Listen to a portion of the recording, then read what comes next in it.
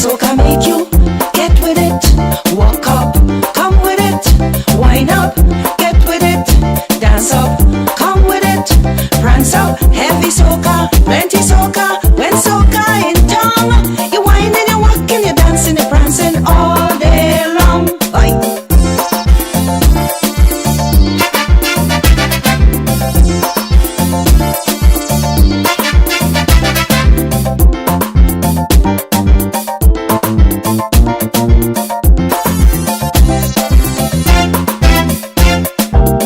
They say that soca is our wonder, and the Caribbean is the founder. Yeah, the rhythm, feel the rhythm, is only we who know. Yeah, the rhythm, feel the rhythm, to make music sweet so. It's only we could dance, dance and carry on. We love to rail and prance, prance and carry on. Yeah, the rhythm, feel the rhythm, the whole Caribbean is a soca nation. Ah, soca rhythm, gimme till I dead. Wow, soca rhythm, music to mash up me head.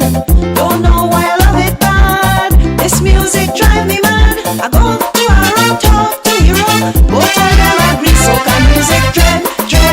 Soca make you get with it. Walk up, come with it.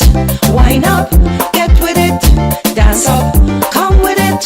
Prance up, heavy soca, plenty soca. When soca in town, you whining, you walking, you dancing, you prancing all day long. Ah, soca rhythm. Wow, soca rhythm. Get with it, walk up, come with it. Wind up, get with it. Dance up, come with it. Prance up, heavy soca, plenty soca. When soca in town, you whining, you walking, you dancing, you prancing all day long. Get with it, walk up, come with it. Wind up, get with it. Dance up, come with it. Ah, soca rhythm. Wow, soca rhythm. Ah, soca rhythm. Wow, soca rhythm. Wow, soca rhythm.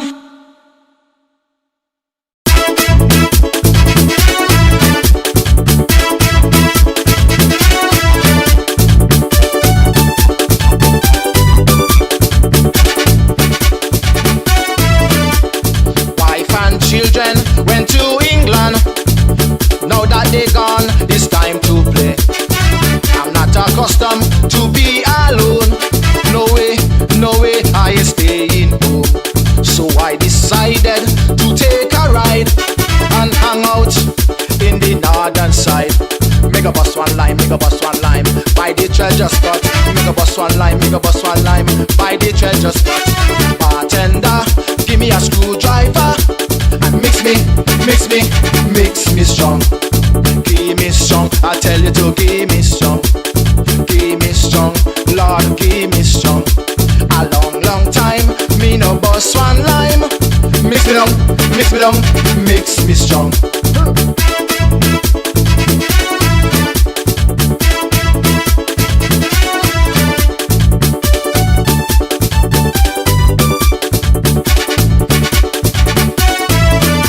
A young lady, she came up to me, an old timer called me Susie. She says, "So boy, you skate like gold. We think you gone up in the coal." Oh my darling, I must agree, there is no place like the Emerald City. Mega bus one lime, by the treasure spot. Mega bus one lime, by the treasure spot. Bartender, give me a screwdriver and mix me strong. Give me strong, I tell you to give me strong. Give me strong, Lord, give me strong. A long time, me no bus one lime. Mix me down, mix me strong.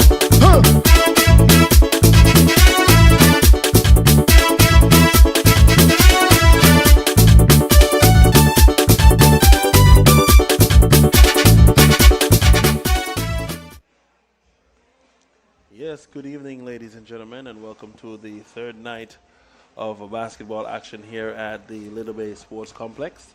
Currently, we're having the MABA 2025 Champion of Champions tournament, and it's live here at Little Bay Montserrat. The third night of basketball happening right now. We have the Statia team, representatives from the Statia, taking on the Barbuda team, the second game of the night. And of course, for the Statia side, we realize it is the second game for Statia for the day. The officials this evening on court side are Mr. George Green and Mr. Kingsley Liebird. And we have also a colleague from the Federation of St. Kitts and Nevis. So 3 officials. And the statisticians this evening are young Mr. Jabari Lane, Mr. Fergus Twyler, and we have Miss Clarice Yearwood. So coming up next is the second quarter of the second match on the third night of the Champion of Champions League, happening right here in the Little Bay Sports Complex. So now we have the Barbuda side. They're playing a motion offense. Statia seems to be playing a 3-2 zone. That's a 3-2 zone on defense. And Barbuda deciding to swing the ball around the three-point line to see if they can get a shot off and get some offense going. The score, Barbuda with a score of 13 thus far, and Statia comfortably in the lead with 21 points. So, as you know, this tournament is sponsored by the Bank of Montserrat Limited. They are the platinum sponsors this year. We have the St. Patrick's Cooperative Credit Union. We have CG United. We also have Sarah. We have sponsored by Victors and Ashok. And of course our friends at MS Osborne Do It Best. So lots of basketball action left here on the third night. This is only the second quarter of the second game. Coming up next will be the primetime game. Of course, you know, that will be between the Emerald Ballers and the team from CG Nevis. So Montserrat plays Nevis next, CG Nevis. That's coming up next. And definitely lots of basketball excitement here, right here at the Little Bay Sports Complex. So at this moment, we have Barbuda chasing down a loose ball. And we're going to get to the names of the two teams in a few moments. So let's give you the roster for the Statia side first. And the Statia, Casey Lopez, number 13. Delon Alexander, number 15. And Nico Rivers, number 7. Kenya Hodge, number 12. Denicio Martina, number 8. And Denicio Livingston, number 5. And a new player for Statia this evening, but no stranger to basketball, Mr. Clinton Reese. He's going to be chiming in to give them some assistance on the bench. The coach of the Statia team, none other than Miguel Chiverton, and he is returning to Montserrat now with his Statia side for the second year in a row. And let's give you the names of the players for Barbuda at this time. We have Kibo Orton Oxford, wearing number 8. Shamayao Tong, wearing 77. Kyle Alexander, wearing the number 3. Dequina Charles, wearing number 12. Orlando Mummies. Orlando is wearing number 24. Sky Ned, wearing number 20. And we have Cameron Adams, wearing the number 30 jersey. Ellie Harris, wearing number 38. And number 9 is KJ Williams. Number 11, Kaija John.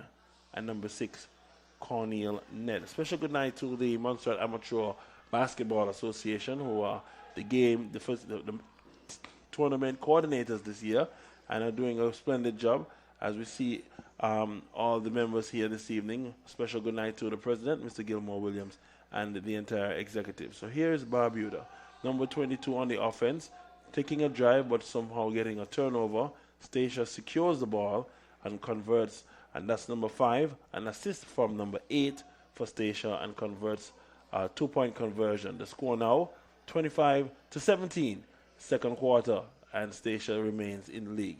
So Lopez for Statia gets that rebound, has an outlet pass, but number 8 for Barbuda, chasing that down, he is Mr. Kibo Oxford, and a shot attempt by Kibo Unfortunately, he's unable to convert, but the ball will remain with Barbuda. Yes, ladies and gentlemen, if you're just joining us, remember, this is the 2025 basketball tournament. It's called the Champions of Champions tournament. 7 teams are vying for the champion team this year, and currently we're on the third night and of the second game for the evening, as you have none other than the Barbuda side trying to make a drive against Statia, and 7 minutes and 21 seconds left in the second quarter. So here's Barbuda again, number 11, getting a rebound and getting it now to his colleague, number 6, on the baseline. Again, a jump shot there for Barbuda is number 11. He converts, and a 2-point conversion, very well done here, and his was Mr. John from Barbuda. So 11 is John for Barbuda. Joining in the booth this evening is none other than Mr. Andre Daly. Andre is a familiar face, a coach, and now he'll be joining us in the commentary booth with some live commentary. And we say special good night, Mr. Daly, and welcome to the commentary booth for 2025. Good evening, gents. Good evening to the listening audience and viewing audience, wherever you are around the world. Should have some fans from Nevis and Statia tuned in right now. Started a bit late this evening, but it's good that we've got some commentary and some visuals going out so that the fans of these two teams can really take them in and enjoy what they're doing overseas representing. Absolutely, Mr. Daly. And, it's very interesting, for you to be down here, because I think you've been doing commentary for several years now. And I'm glad to have you here to join in the commentary booth. Before us this evening, the second game, we just witnessed the BVI Skillful Ballers taking on the Antigua Wadadli Elites. And in that matchup, the BVI Skillful Ballers were the victors as they beat the Elites. And I want to say here that the Elites is probably the youngest team in the tournament by far. And the BVI probably being one of the more advanced teams in this tournament. So it was a good competition in the first half, and they continued that way. Yes, I took in most of the second half, and I would have realized that the BVI Skillful Ballers, they really had the game under control, and the Elites, being a young team, they were a bit frustrated and struggled most of the second half to really keep the pace that the BVI Ballers were having. Anyway, on court we have number 8 for Nevis with a nice two-hand layup, and the score is 21 to 26. That's correct. That was the drive by Barbuda, rather. His name is Kibo Oxford. Kibo Oxford, familiar here, has been causing quite a stir in the tournament this year. But number 15 for Statia, the big man, his name is Delon Alexander. He converts 2 points. So we are here bringing you some ball-by-ball commentary again. And currently Barbuda in a position to see if they can get some offense executed. As we see number 11 passing now to number 20. And 20 is unable to convert, but a rebound there by number 15. And it's Delon Alexander for Statia getting that rebound. So official Mr. George Green, he signals a foul on number 1.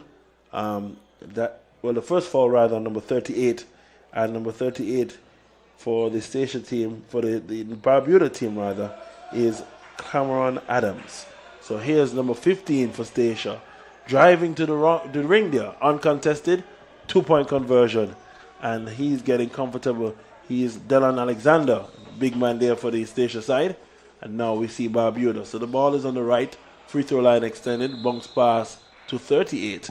But unfortunately, 38 himself, Mr. Daly, seems to Ely Harris stepping outside there. Kingsley Lyrebird calling the out of bounds. Yes, a misjudgment of positioning.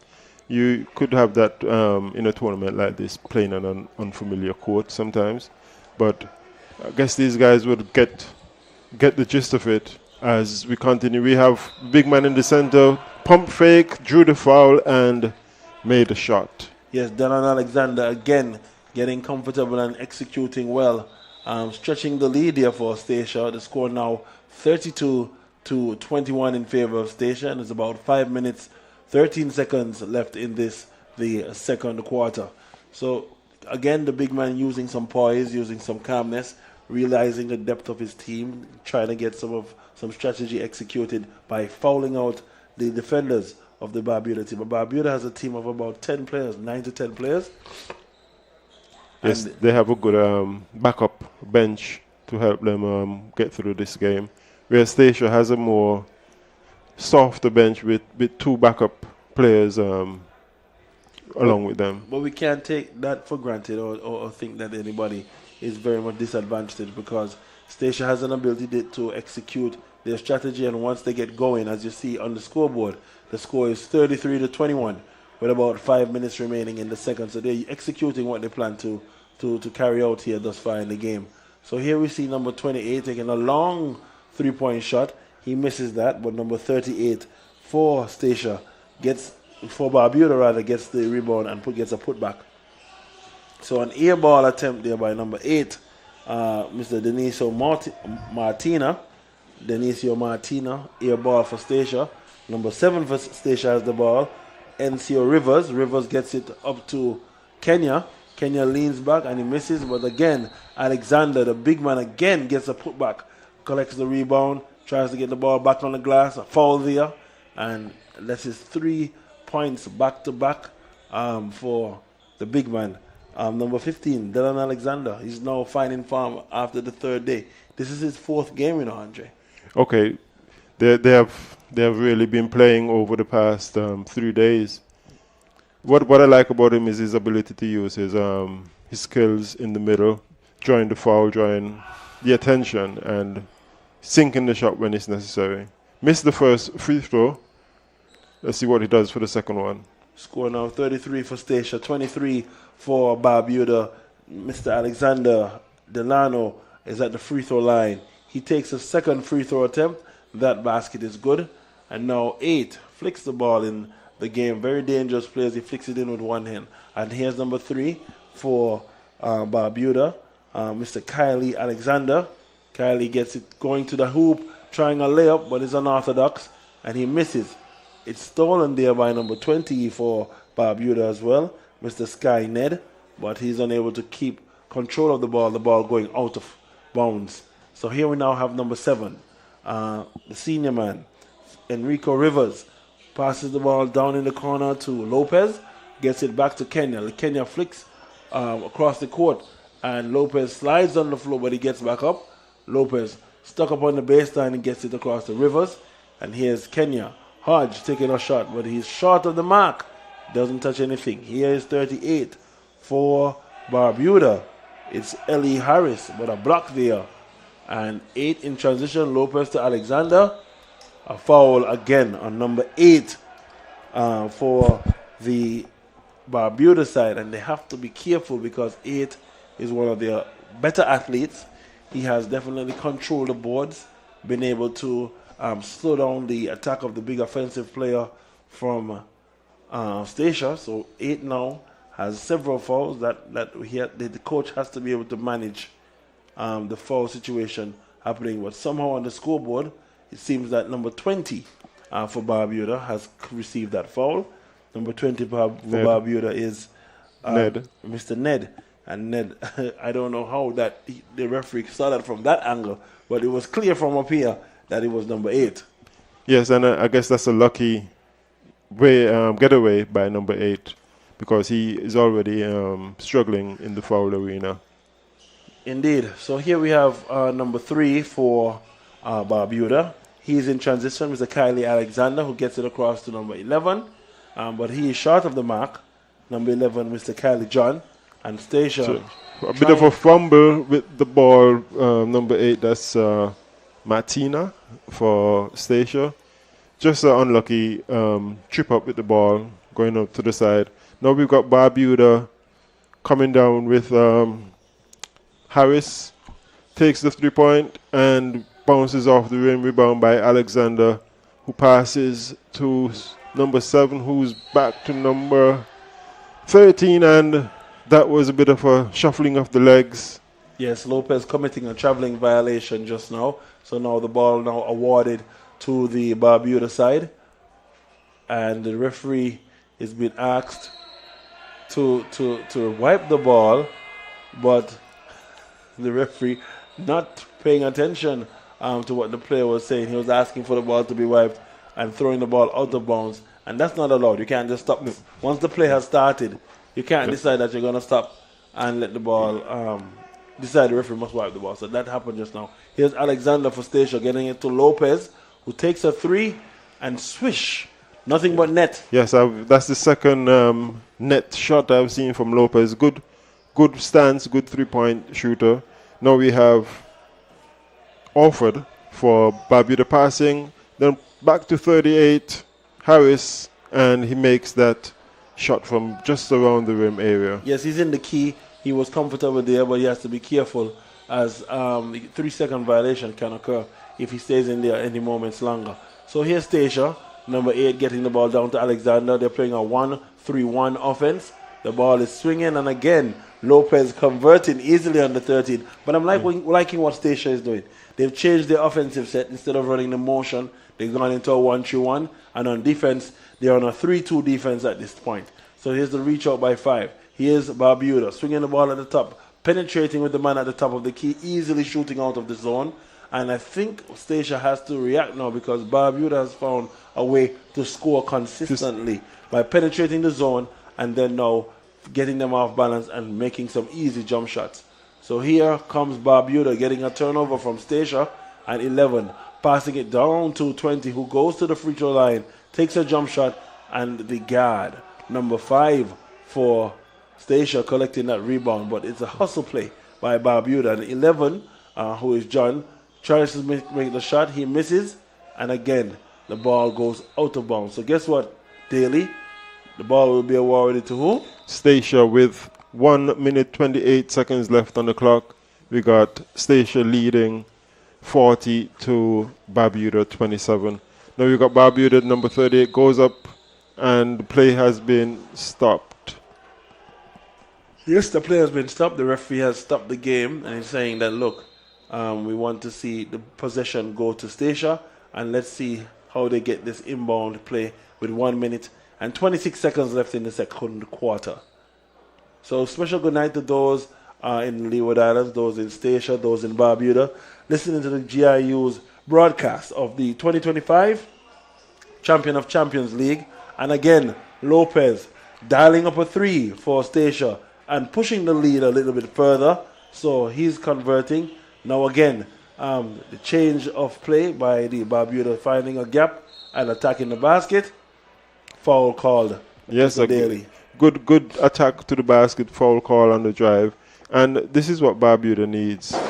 They've let the game kind of slip away slowly. And Lopez hasn't been their friend tonight, banging at least 4 threes back to back. Strictly net, no rim, no nothing. So they really have to find a way to pull back this game. And Lopez is his second time here in Montserrat. So last year he was here. He's familiar with the court. And I think the coach has given him a little bit of green light as he realized most of the offense is coming from number 13 for Stacia. So they're setting him up well, breaking down the defense and then finding him in an open position to be able to hit that wide open three-pointer. So again, 43 for Stacia and 28 for the Barbuda Bucks. Here's Stacia in blue. Number 7, passing the ball to Clinton Rees, who is at the top of the key. But a steal happening by number 8 for Barbuda and number 7 for Stacia, chasing it down. Again, another steal, but it's a hot potato this evening. The ball went out of bounds, Mr. Daly. Yes, it went out, and the guard from Stacia put it back in. And number 11, Mr. John from Barbuda, slipped through his fingers, bounced off his leg back out. So possession back to Stacia. We've got number 7, Rivers, driving to the board. Is it pass? No. Got a bit tangled up. He's on the floor, and there's going to be a jump ball call. Yes, a jump ball call here, Mr. Daly, because 2 players had their hands on the ball, and they were from 2 separate teams. So in a situation like that, when we cannot determine whose ball it is, the referee will signal to the table jump ball. And at this junction, the jump ball is awarded to the Barbuda side, and then the position arrow will change, and so that if in case the next jump ball happens, the ball is then awarded to the other side, which will be Stacia. And the referee finally gave the ball a good wipe down, so it shouldn't be as slippery going forward. Yes, and the player's definitely glad for that. So here's station number 5. He's going to inbound the ball, and he's guarded by 8 for Barbuda. Lopez dialing up another 3. And Yes. again, finding the bottom of the net. 3 points again, so that brings his score to 12 in the quarter. And he's caught fire here pretty easy. Score now 46 to 28. 18-point lead for the Statia team. And about 18 seconds left in this, the first half. As number 3, he too wants some of the 3-point action. And he scores a 3-pointer easily at this time. And there's a call from the referee. Yes, and the ball goes to Barbuda. So there's another opportunity to cut down on the score's 15-point lead with 6 seconds in the first half. Missed shot by Barbuda. Put it back. Rebound by Statia's number 8. Statia's number 8. And that's Kibo Ortford. Kibo Ortford doing somewhat all right this evening, Andre. And now we're at the halftime. What do you think about the crowd this evening? You want to say any description of what you're seeing out there this evening? Yes, the support is building. We know it's a midweek, so we don't have the traffic as if on the weekend. But we've got good support. We've got young people and older folks all coming, enjoying the atmosphere and the different ambience, because we haven't had basketball in Montserrat for a while, a few weeks, because we recently had the MSS BML League, sponsored by the Bank of Montserrat, and that has been a signature product now for the Montserrat Secondary School, where we have an SBA being conducted by the fifth formers. So they're the ones that are managing, coaching the activities, and then of course the actual players for the tournament happening under the BML MSS League come from the farms, first farm all the way up to fourth farm. And we know that this is the pathway to national representation. Performing good in the MSS League gives you, put some eyes on you going forward into the other Ascension League and other leagues that we usually have, the 3-on-3. So it does get those young people prepared and in that sense to do better, as this is a stepping stone going up to hopefully national representation. It is as you see, historically speaking, a lot of guys start out in the school program. After that, there's also the summer school program that is a soft net training ground for players. So I say a special good night to the sports department, who behind the scenes have been quietly conducting grassroots programs via football, via cricket, via basketball, and even netball, to the coaching programs at the primary schools, sparking the interest, continuing the development of these players through the summer school, and then of course showcasing a little more of their talent in the secondary school. So we're thankful for the efforts. At this time, I'm going to ask those listening online to come on down to the Little Bay Sports Center. There's a lot of basketball left. It's about 2 minutes and 45 seconds left in the halftime. We're going to take a break in the studio, and we'll be back just to give you some more ball-by-ball commentary for the 2025 Champion of Champions tournament right here in Little Bay.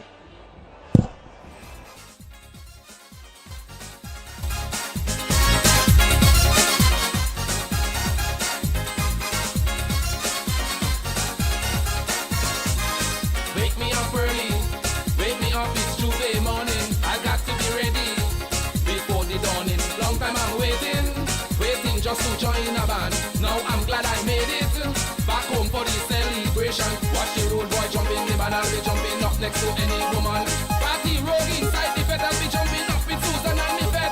Every day I'm jumping, every day I'm bumping. Wave your country flag, wave your country flag. I give you the energy if you just party. The reggae and melody if you just boogie. I teach you to sing and dance, so just dance it with me. And right now I'm feeling good, so just soca with me all night. Somebody,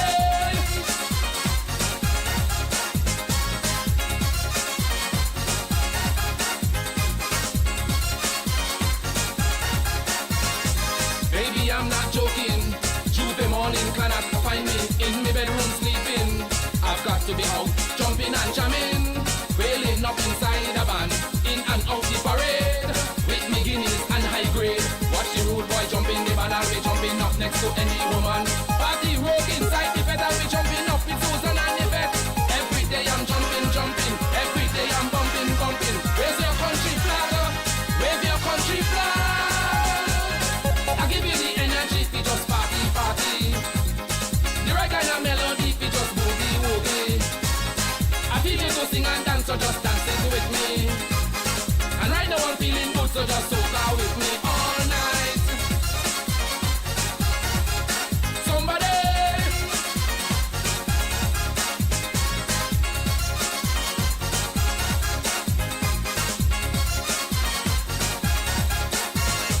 I don't say already. Anytime the first man string up, I'll be in a frenzy. I ain't coming home from sunrise to sunset. I'll be misbehaving badly. Tell my baby don't fret. I will see her January. Watch the road boy jumping the ball, I'll be jumping up next to any woman. Party rogue inside the bed, I'll be jumping up with Susan and Yvette. Every day I'm jumping, jumping. Every day I'm bumping, bumping. Where's your country flag? Wave your country flag. I give you the energy, we just party, party. The right kind of melody, we just boogie, woogie. I teach you to sing and dance, so just dance it with me. And right now I'm feeling good, so just soca with me all night. Somebody, somebody. Good evening, and welcome again back to the Little Bay Sports Center, where we have basketball action here. As you see, Barbuda taking on Stacia. Barbuda taking on Stacia with a jump shot there by the Barbuda team. Number 8, the Danger Man, and number 3 working together to convert some points there. Stacia now bringing the ball over the half. That's Rivers, number 7, bringing the ball over the half. He gets it to Alexander, number 15. Here's Alexander driving to the basket with his left hand, can't convert. And 77 rather, for the Barbuda team, Mr. Daly, gets the rebound and gets it up the court. Well, Barbuda now has an opportunity to try and pull back some of the deficit that they found themselves in the first half. However, Stacia stole the ball. Lopez with the ball now. He tries to pass to Alexander, but Alexander was thinking about something else, and it's an out of bounds. Barbuda in possession. Special good night to those listening in the UK, Canada, and of course the USA of the Montserrat diaspora. Coming up next, be an interesting matchup between the Montserrat Emerald Ballers taking on the Nevis CG club, and they are coming up next. Just in about 20 minutes of game time, and then that game is going to be rather interesting, as Nevis and Montserrat have not played in quite some time, and it'd be good to see them suit up and play against each other in a few moments. So here we have Stacia bringing the ball over. That's Rivers, number 7, getting it to Kenya. Number 12, one-hand pass to Lopez. Lopez hits the front iron and misses, but 77. The big man for the Barbuda side gets the ball, and he's carrying the ball over the half. Soft float pass across to number 2, and here's number 8 playing a little aggressive there. Yes, that's a good power play by Orford, driving through the right-hand side of the court and making that layup, getting some contact. Good steal by number 2 for Barbuda. What does he do? He's blocked on the backboard, and another block by number 12, yes, Hodge. Diquan Charles getting the steal and drive, but he's missed. But here's Alexander, 15, big man, driving to the basket, and a foul there will be on number 3. Yes, he drew some contact, and that's what you want your big man to do, draw some fouls, put the opposing side into some foul trouble, get some of their backup guys so that you won't have so much of hassle. Yes, and if Stacia believes to themselves that they have a chance of winning that game or this game this evening, they must consider using the big man to follow out some of these guys, because I'm telling you, it's not easy running against a team that has 9, 10 men and you have 6 or 7 guys on it. Yeah, It's not easy. And as you were saying before, Statia's, this is their 4th game so far? Yes, to this is And the 4th game. do you have their stats? So far they are 2-2. This well, depending on this, they're 2-1 thus far. Okay. They lost 1 game and they won 2 games. So now here is Barbuda, number 8, your friend in the orange jersey, bringing the ball across the half. Passes it down to number 3. Yes, and it's tapped outside by Rivers. Barbuda inbounds to Orford. Orford at the top of the key, drives in, and he lays up, bounces off the back of the rim. So here's 7, Rivers, trying to go in transition, but losing his feet there as he drives up the sideline. Ball ricocheting out of bounds. Ball returns to the hands of the Barbuda side. Yes, Barbuda having the ball. So bounce pass in there by number 3 for Barbuda, who now decides to skip it down into the baseline on the right. The ball comes back to the top of the key and goes to number 2 for a 3-point conversion. I think Barbuda starting to catch their win here. Yes, they've slowly clawed back at that 16 or 17-point lead. It's now 7 points. Statia at 47, Barbuda 40 points. We've got a rebound by Orford. He's coming down center court, passes to the baseline, but Alexander's hand was in the way and taps it outside. Barbuda retains possession of the ball.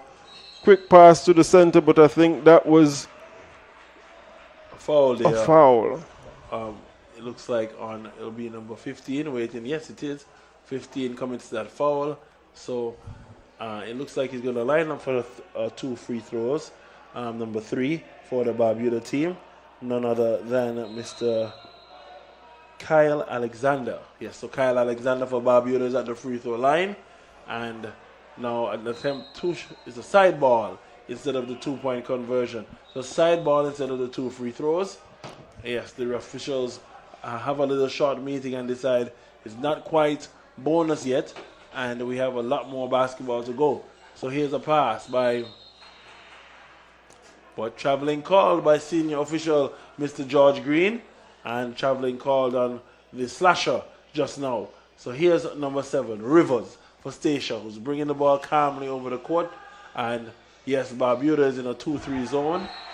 2-3 zone, and ball gets to the hand of Mr. Lopez for Statia. But because of the swarming defense, I say, Barbuda playing with some intensity. They're trying to see if they have a chance to win this game and get further to the positive side, giving them a better chance at the end of the tournament so they can have an easier opponent. So that everybody is right now trying to find out, who's hot, who's playing good defense, where's the gaps in the offense, and trying to sift out what's happening on this court. So here we have Barbuda coming across the half. That's number 2. Charles. Yes, Charles. And he's driving, shooting at the free throw line, extended. But Alexander for Statia gets it now in the hands of number 8. And here he goes. 8 tries a layup attempt, but unfortunately a little bit of a rush, and unable to convert thus far. So we have another 3-point attempt by the Barbuda side. And he's taking a lot of chances, trying to see if they can score big instead of score smart. They don't need to rush threes. They need to capitalize on the shots and ensure they're able to finish at the basket. And we had a bit of a trip-up tumble. Down went number 12, Hodge, for Statia. However, he's okay. Seems to be very flexible. We have the clean-up, the dry-up guys, just drying the court a bit, just making sure you don't have any wet spots because, it's slippery when wet. Very, very important suggestion and comment there. The basketball court is made out of a synthetic plastic material, and therefore the moisture coming off of the players and getting on the floor will create this opportunity for persons to slide, and we don't want any injuries at this point. Definitely not. We want everyone to go out as healthy as they came in. So here is Kenya getting the rebound for Statia and shooting a jump shot a little bit hard. Up fakes, go to the basket, and 2-point conversion for Kenya. He's well acclimatized to the court now. There's no jitters. He seems to be enjoying himself. The score now 40-49. Yes, and Stacia was on a bit of a dry spell, not scoring for quite a few minutes. However, now they've started up again. Let's see what they have in store for the next 5 minutes, 43 seconds. We have Barbuda in possession of the ball. Charles passes to Tong, who tries a three. And it's... 3 points is good. Yep. So Barbuda now trying to get closer and closer to the mark. And here is Nevis. Nevis floats the ball down to deflate defense 3. Alley-oop here. Alley-oop dunk by Kenya. And they're doing that pretty effortlessly. As their man is running on the back line, back door, and flying in on the opposite side. They can't guard that at the rim level. So here's Stacia again in transition. 3 guards trying to stop the traffic. Lopez changing the direction of his dribble. Oh, too easy. Gets a reverse layup attempt. 2-point conversion by Lopez. Textbook move.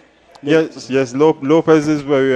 You could see he's a seasoned player. He's not fresh to these competitions. So these young guys from Barbuda really need to get a handle on him and try and slow him down, because he could be one of the more dangerous players in this tournament. Well said, Andre. And coming up next, it looks like they're going to have some substitutions as Lopez checks out, and Kenya as well for Stacia. And in comes young Reese and number 5. So here's 15. He's going to the cup, and a foul there on number 3 for the Barbuda team. And, you know, apparently that's Alexander also, along with number 15 for Stacia, who is an Alexander surname. Same last name, but the very different styles of play, as we're watching 4 minutes and 35 seconds left now in the third quarter. So lining up for 2 shots is Mr. Alexander for Stacia. Officials this evening, Mr. Kingsley Liebird, Mr. George Green, and our friend official from St. Kitts and Nevis. He is present at the half court. Cannot come here this evening and not say special good night to our sponsors. We have to say special thanks to Bank of Montserrat Limited, who is our platinum sponsors this year, St. Patrick's Cooperative Credit Union. We also got some support from the MS Osborne Do It Best family. Taking a pause from that, the big 3-pointer there by number 8 for Stacia. Getting comfortable on that rotation and converting a big shot. Denisio Martina. Charles drives the base, draws the contact, and would be sent to the line. Foul on number 7, Rivers, for Stacia. Yeah, Rivers has his third foul, committed his third foul now, and I think he's going to play through it. He knows how to manage himself under these pressure situations. First shot attempt there by Charles. Is it good? Yes, it is. Yes, it's good for Barbuda, bringing the score now to 43-56 in favor of Stacia. Yes, and Barbuda took their foot off the gas for a minute. Hope they could, you know, find that leverage again and pull back the score, because now Stacia has really opened back up on them and have taken it from a 7-point lead now to an 11-point lead. Stacia, 15 passes to the middle, bounces off some legs, and number 6, Conneal Ned, passes to number 2, Charles, who throws it up but misses. Rivers for Stacia passes to 8, Martinez, stolen, however, by Barbuda. 6. Offered, comes in, gets held, and I think that would be another one on Rivers. Drive, yep. And that Rivers has to be careful. The coach needs to make a decision right now. Yes, with another quarter leaving in the game, you can't be. You have to be conservative. Save the good guys. Absolutely, coach. Here we have Barbuda, number 6, checking in the game, and here we're passing to number 2, senior guard for the ABBA Association, front iron, but rebound there by 15. So here we go. Here's the Stacia side. Stacia now bounce pass down to number 4, Reese, and bounce pass again to 7. 7 flips it down on the baseline, but Lovely look pass, but a bit high. And Barbuda also overthrows. So possession back to Stacia. Stacia gets another chance to advance their score with 3 minutes, 10 seconds left in the third quarter. But, you know, all what we're saying here, these guys are privileged to be playing on an indoor facility. I remember 7 years ago going to Antigua, and we played at the JC's complex, and they weren't covered at the time as yet. But Antigua, definitely their facility has grown from strength to strength. Montserrat is now one of the marquee sports destinations for several reasons, including basketball. As you see, this facility can host several levels of tournament, and definitely we're working on making that a reality going forward, Coach Daly. Yes, and like so many other facilities in Montserrat, as we take time out, they're underutilized, and having more events, you know, volleyball tournament, netball tournaments in this facility would also help boost its use, because we've had this facility for 10 years. Yes, little over 10 years, 11 years. Built in 2014 by the Montserrat Development Corporation, and now we're into 2025, so it's still up well. It's lots of repairs. Our work has been done. Some future repairs will be done shortly, but it definitely has stood up to the elements. Yes, it's been standing its test of time, and if you look around, the facilities are still looking in great shape. We know we've had challenges with loose windows and other minor things, but the facility structurally has held its own, and it could give another 10 years without any major structural overhauls. I believe so, Coach Daly. So we have, after the 2 horns, that means the timeout is over, and it is time for the players to align. So for those who are just watching what's going on, and yeah, we have to see that resuming here in the next few minutes. Stacia bringing the ball up. Here's Rivers for Stacia, bringing it over the half. He's guided by the guard, number 6, for Barbuda. Skip pass down in the paint to the man cutting on the baseline, but he was unable to get that ball. Yes, his fingers touched it, but it was a bit too fast and too high for his jump. We've got Orford at the top of the key, passing to number 6, Ned. Back to 7, back to Orford. In the corner now, we've got 77 at the top. That's Tongue. Passing to Ned, who shoots it from mid-range. Indeed, Mr. Daly, and here's Rivers again, number 7. Passing the ball now to number 4. Passing the ball for Stacia. Stacia gets it down to our man Clinton Reese. And the big man, number 15, he's going to take an attempt to go inside of that where the tall trees are, Coach Daly. Yes, and Tongue was hoping for a charge just now. However, referee Green didn't see that. So the game continues. Yes, and the gentleman in question is Mr. Dylan Alexander. Dylan Alexander, he is the one that has been causing the problems here in the game. As the big man for Stacia, he's causing a lot of problems for the other team. Do we know his height? Yes, he's about 6'5" and a half, 6'5" and a half. Yes, and he does have a physique, a broad physique, so you can't really push him around. Yeah, he has the ability to do several things on the court, and I don't think the way that Montserrat plays, we're not worried about his size. We just get after it, and we just go after it and know that it's going to be a long night. But we're here to do a job, and that is what we expect from the guys. Yes, I don't mind if they win or they lose, but it's all about us executing what we practice and showing up in the critical time. So that's what I'm looking forward to coming up next. That free throw just now by number 15 was good. Free throw conversion was good. And now one more attempt by number 15, Alexander, the big man for the Stacia team, takes 2 dribbles, bends his knee, and he flicks his wrist. But misses or he goes in. Clean shot. I think shot went in. And at this time, Mr. Daly, some substitutions come in. Yes, some fresh legs. We've got a minute 43 in the third. We've got an 11-point lead, and Barbuda is chasing, trying to bring this down because you can see their energy. They're very energetic, and they want to bring this down. They want to get it to a more competitive score. So they're working really hard to do this. We've got number 3 with the ball, drives to the board, and a little bit too strong. But with a good backup of number 8, that's offered. So here's Lopez. Lopez for the team, the Barbuda Bucks. Barbuda Bucks now playing some defense, a 3-2 defense.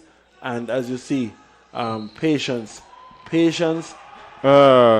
The bit of a shuffling of the legs by Reese, called by our guest referee. And guest referee. Here we go. Keeping the game straight. Score now 51 for Barbuda, 60 for Stacia. And Statia's trying to pull away a little lead at this time. So here's Lopez crossing over and trying to get the ball over the half. Lopez gets it down to the corner. There's a 3-point man there. Another 3-point man everywhere. And Reese redeems himself from the first travel and makes the bucket without having to travel again. We've got Barbuda with the ball, playing at the top of the key. Number 6 pass to number 3, who tries for 3 and he makes it. Oh, wow. So we're down to an 8-point lead. Let's see what happens. Lopez leading the offensive attack, yes. And there's a skip pass to Mr. Kenya. Goes baseline, but he oversteps. Indeed. Turnover there. Turnover. The ball now belongs to the family. So we've got Harris with the ball at the top of the key. Passes to number 6. Passes back to Harris. He's wondering what to do. We've got 10 seconds. 10 seconds left in the quarter. Shot clock is off. What is Barbuda doing? Will they make the shot? 8 goes up, misses, Reese rebounds, and the score at the end of the third. 54 to 62. Barbuda and 62 to Stacia. Still anybody ball game. Lots of basketball action down here at the Multipurpose Sports Complex, where we're bringing you the Champions of Champions League, hosted by the Montserrat Amateur Basketball Association. We're coming up next is the fourth quarter, and then after that, the big shootout between the Nevis CG team and, of course, the Montserrat Emerald Boys. So we'll talk to you in a few moments as we send it back from Master Control.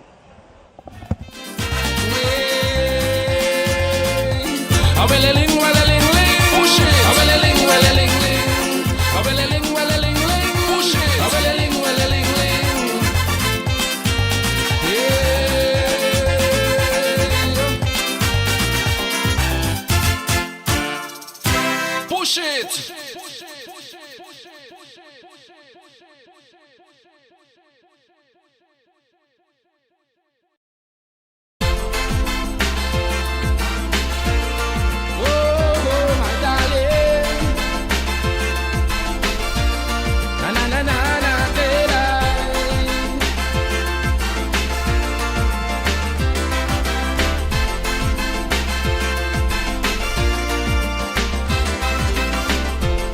When you are down and out, feeling kinda lonely. When it seems like the whole wide world is topsy-turvy. When it seems like the mountains around you is gonna cave in. Get down on your knees and ask the Most High, grant you a rhythm. It brings back a happiness in your life. This soca music, it brings back a happiness in your life. Soca music, it brings back a happiness in your life. This soca music, it brings back a happiness in your life. Oh my gosh. Oh my darling.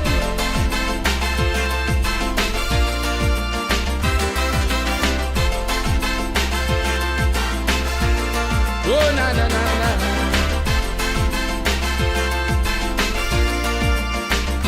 For instance, when you're feeling sick and in need of medication.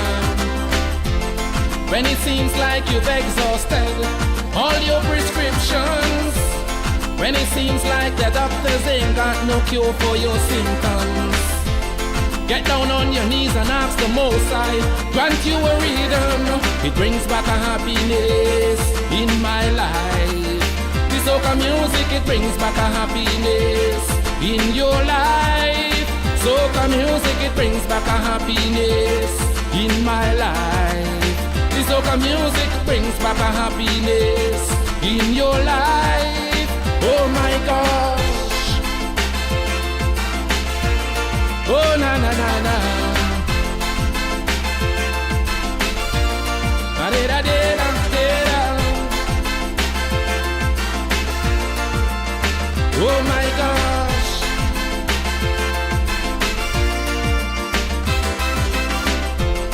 When you are feeling sick and in need of medication. When you've exhausted all your doctor's prescriptions. And when it seems like there ain't no cure for your symptoms. Get down on your knees and ask the Most High, grant you a rhythm. It brings back a happiness in my life. This soca music, it brings back a happiness in your life. Soca music, it brings back a happiness in my life. This soca music, it brings back a happiness in my life. Oh my gosh.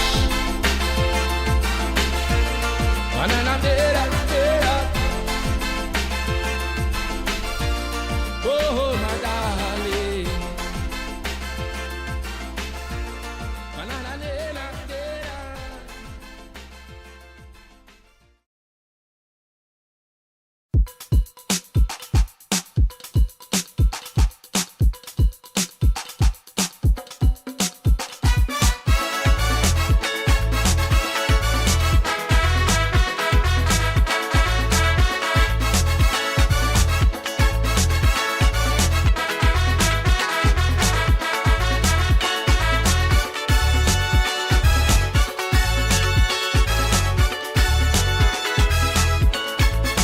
Prices are high. Out there the nursing trends of nuclear action. Right here we fighting against drug invasion. And in the light of all this situation, can prophesy what's next to come. Sometimes I sit and wonder, does it make sense to ponder on the future of this land? I come to one conclusion, we must have unification to stop the penetration of them external trends. We must take command, defend our land. Whoa.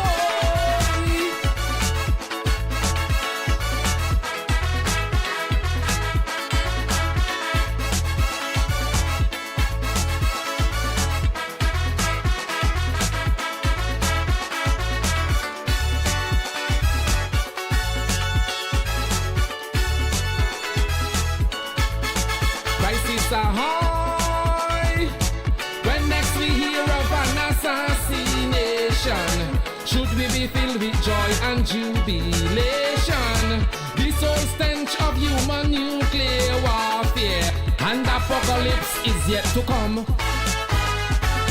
Sometimes I sit and wonder, does it make sense to ponder on the future of this land?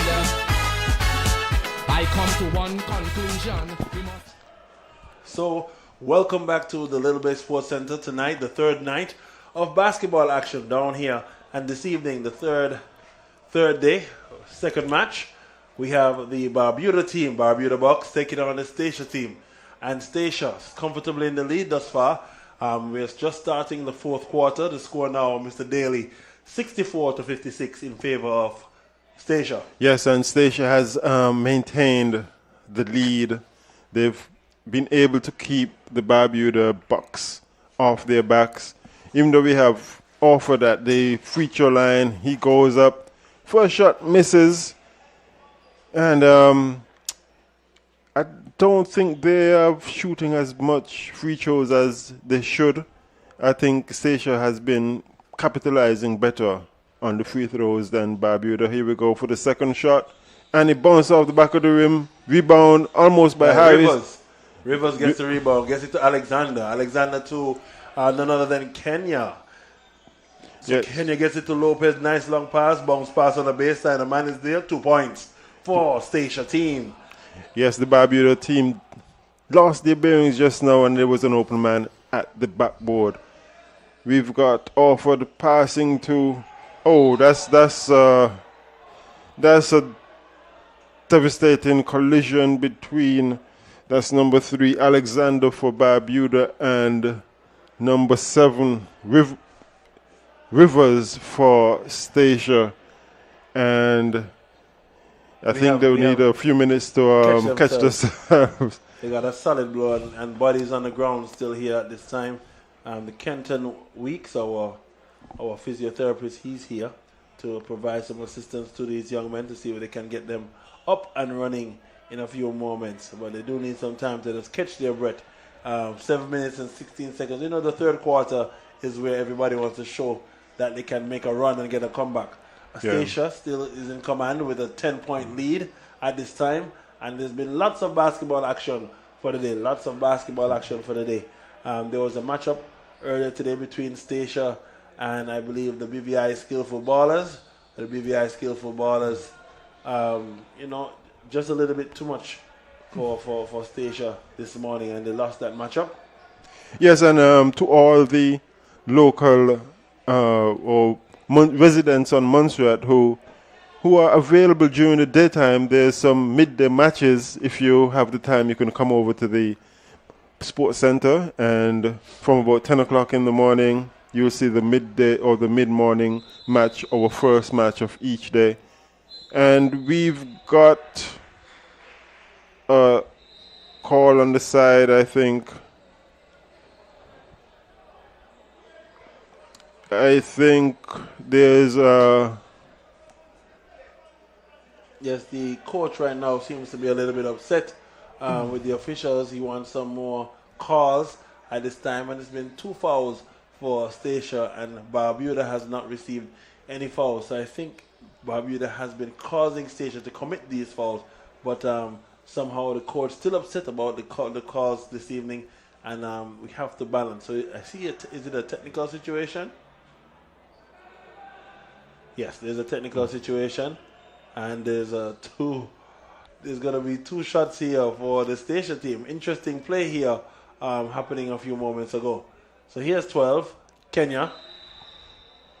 2-point free throw converted, and do they get the ball as well? They should get the foul, get the ball, but it looks like no. The ball remains with Barbuda, who retained the ball from the foul. So because the technical was on the sideline, the ball possession didn't go to Stacia. We have Harris for the 3, high off the backboard. Orford puts it back up, rebound, 2 hands in there for Stacia, steal by Orford, back up a bit off Alexander, catch that rebound, and goes down, passes to number 8 Martinez, and it's bounced off Stacia. Number 5.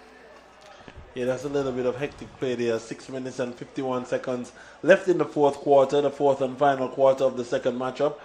Special good night to all those who are just tuning in on the live stream, brought to you by the Government of Montreal Information Unit. A special good night to Mr. Philip Braid and team, who are doing their best to give you the visuals. And of course, our friends at ZJB going above and beyond to ensure that persons out there on island and in the diaspora can hear the basketball activities. The matchup this evening: Stacia taking on Barbuda Bucks.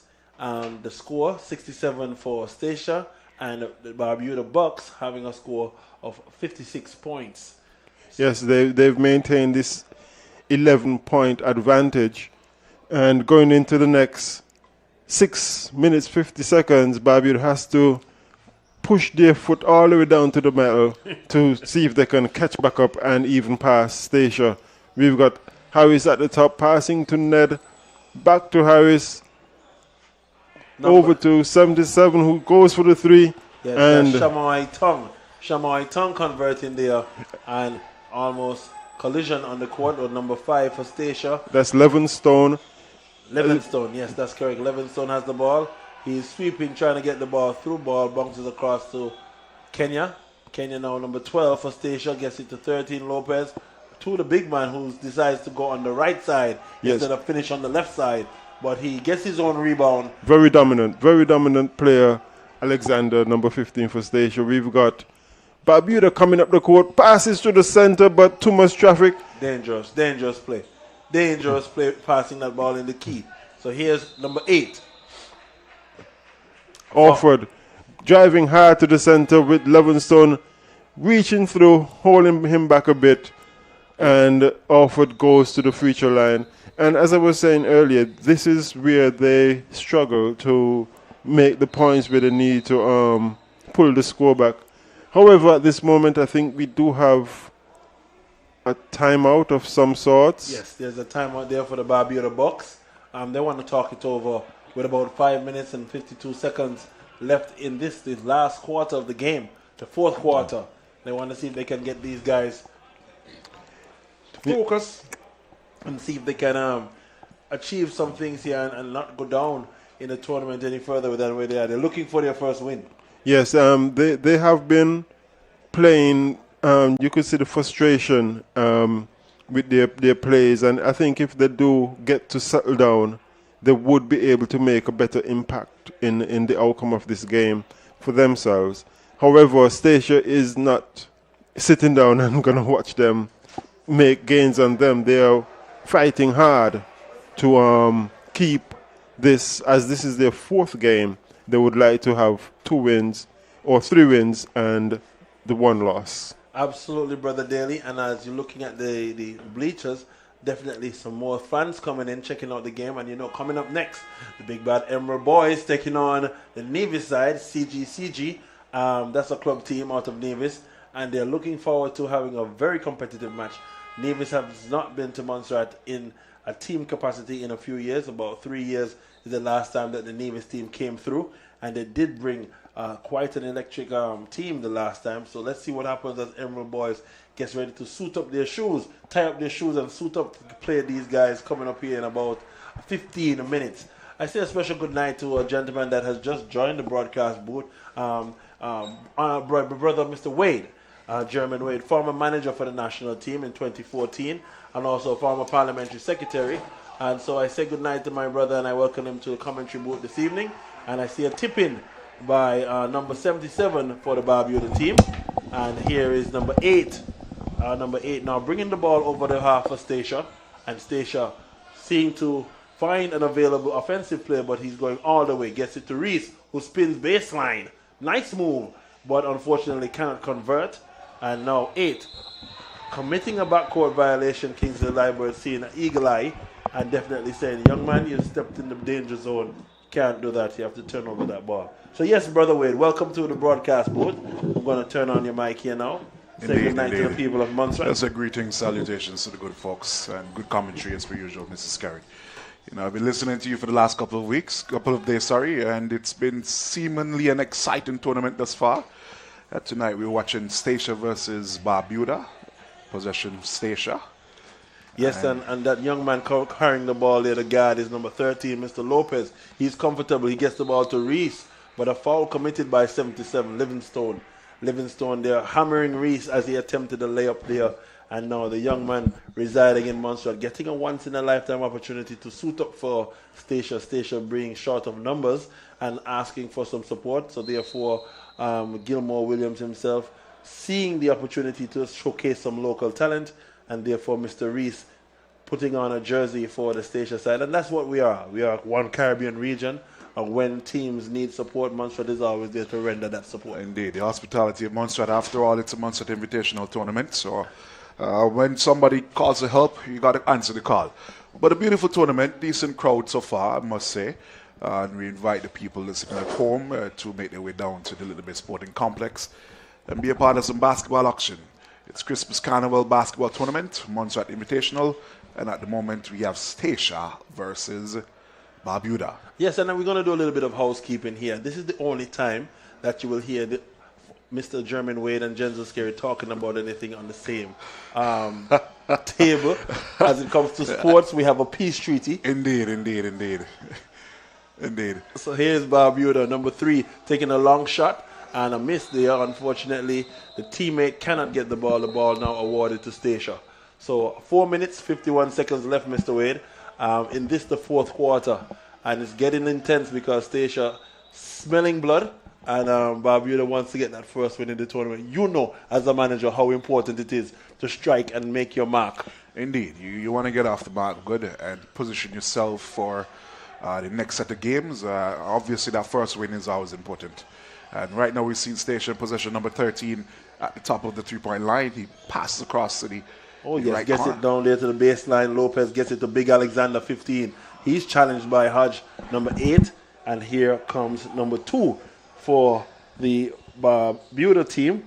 A little bit out of control. I'll call it an unorthodox layup. Number 2 again, trying again to score with a lot of defense on him. Let me just get that name for those listening. It's called Mr. Ned, Sky Ned. Yes, Ned tries to get a layup there, and unfortunately, he's unable to get it, but a foul committed, and he'll get a chance to score 2 shots, Mr. Wade, from the free throw line. Indeed, and of course, as we always say, free throw win games. So we're looking for number 2, Mr. Ned, to convert this opportunity to put some points on the board. Score reading 62-70 in favor of Stacia. And then Ned goes up for his first shot. He shoots and he misses. But you know, Mr. Wade, it's the time of the year. We're in December. It's festival season. Lots of activity happening. Let's take in point today. Several critical things happened this afternoon. We had the AGM for the St. Patrick's Cooperative Credit Union. I also saw several parents and well-wishers attending the St. Augustine School concert, the Christmas concert. And then I was looking at my phone this evening and I saw a new activity that will be coming online. It's called the Ultimate Fitness Showdown competition over at the public. So open to the public. So that is something that's coming up. It looks like it's going to be arm wrestling, push-ups, pull-ups, and bench press. And this will be right down at looks like Casbay at some point. So we'll bring a little bit more about that to the listeners. And so Ned shoots the second free throw. He makes it. He converts on the second opportunity. Inbound by 13.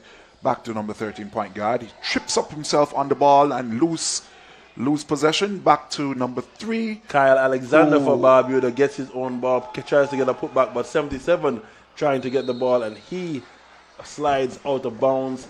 And number 5 for Stacia puts his foot on the line. You know, the referee, Mr. George Green, seeing that violation, calling the out of bound on Denisio Livingstone. So Denisio Livingstone out of bounds there just now. And the ball now awarded to Barbuda. Quite a bit of fumbling just a while ago. Quite a bit sloppy for the point guard, number 13 there, you know. But right now we're seeing Mr. Green, referee George Green, handing the ball to Barbuda, number 77, you had that name. Inbound to number 3, the point guard at the top of the key. Yes, Shamoy Tong. Shamoy Tong is 7-4. He has the ball again, big man for the Barbuda team. He's on the wing, a little bit out of play, and he goes to the center of the court. Now he's looking at a screen. Lopez guards him, slides across, hits the back iron. Here's Alexander for Stacia, collecting his rebound, getting it to number 5, who is Livingstone. Livingstone going to get the ball to Kenya. Kenya taking a shot fake, slows down, drives to the middle, pass fake, and turns, spins, converts. He's doing that for the night. Indeed. And he is Kenya Hodge, a big man there for the Stacia team. Score now, Mr. Wade, 72 for Stacia and 63 for the Barbuda Bucks. And we have a conversion there from the Barbuda Bucks, which closed that gap now to 65-72. Mr. Skerritt, as you mentioned, it is carnival time, and we just want to let all the listeners across the region who are tuned into the broadcasting here from the Libya Sports Arena know that it's carnival, and it's an open invitation for you to come to Montserrat. If you're not here, this is the place to be. It goes up until the 1st of January. And many activities, some of which you would have heard my good friend and colleague here mention. Basketball tournament being just one of the many activities. Yes, Brother Wade, and I will say this is our 11th year. We had a little pause in the basketball tournament, as you would know, due to the COVID-19 situation we had, but that is no fault of our own. Subsequent to that, several years after, we were one of the first countries to open up and invite persons to return to the island to have tournaments such as these. So it is good to see basketball action continuing the culture of basketball, the drive for basketball activity happening right here in Montserrat. Well, We encourage the association to continue. The good thing, well, what needs to be mentioned, Mr. Skerridor, is that this tournament actually started off as a resumption of the long-time Leeward Islands basketball tournament, and then we have seen the Leeward Islands committee somewhat of a dissolve, if I'm to put it that way, and now we're seeing Montserrat was taking the mantle to extend the invitation. We're now seeing club invitational basketball here in Montserrat, and it's growing. That's the important thing. It is growing. We had, 5 teams last year? How much do we have this year? We have 7 teams this year. So this evening, Mr. Wade, German Wade, former parliamentary secretary, is giving a bit of history. So he's a student of history, and he's bringing the historical data to the fore. And here we have for Stacia crossing over, number 12, Kenya Hodge, passing down to the big man who's living in the paint, and he just converts easily, reminding me of myself several years ago. So we have seen 2 calls from the referee. One referee, Mr. Green, is calling a 3-second violation. The other referee, Mr. Scary from St. Kitts. Yes. What's his name? We don't have his name yet, but he's definitely our colleague. I'm going to get it at the end of the game. He called a good shot and, in fact, gave that on one. So we had a foul on the shot, which puts the big man... Yes, Mr. Alexander from Stacia on the free throw line for a 3rd point attempt.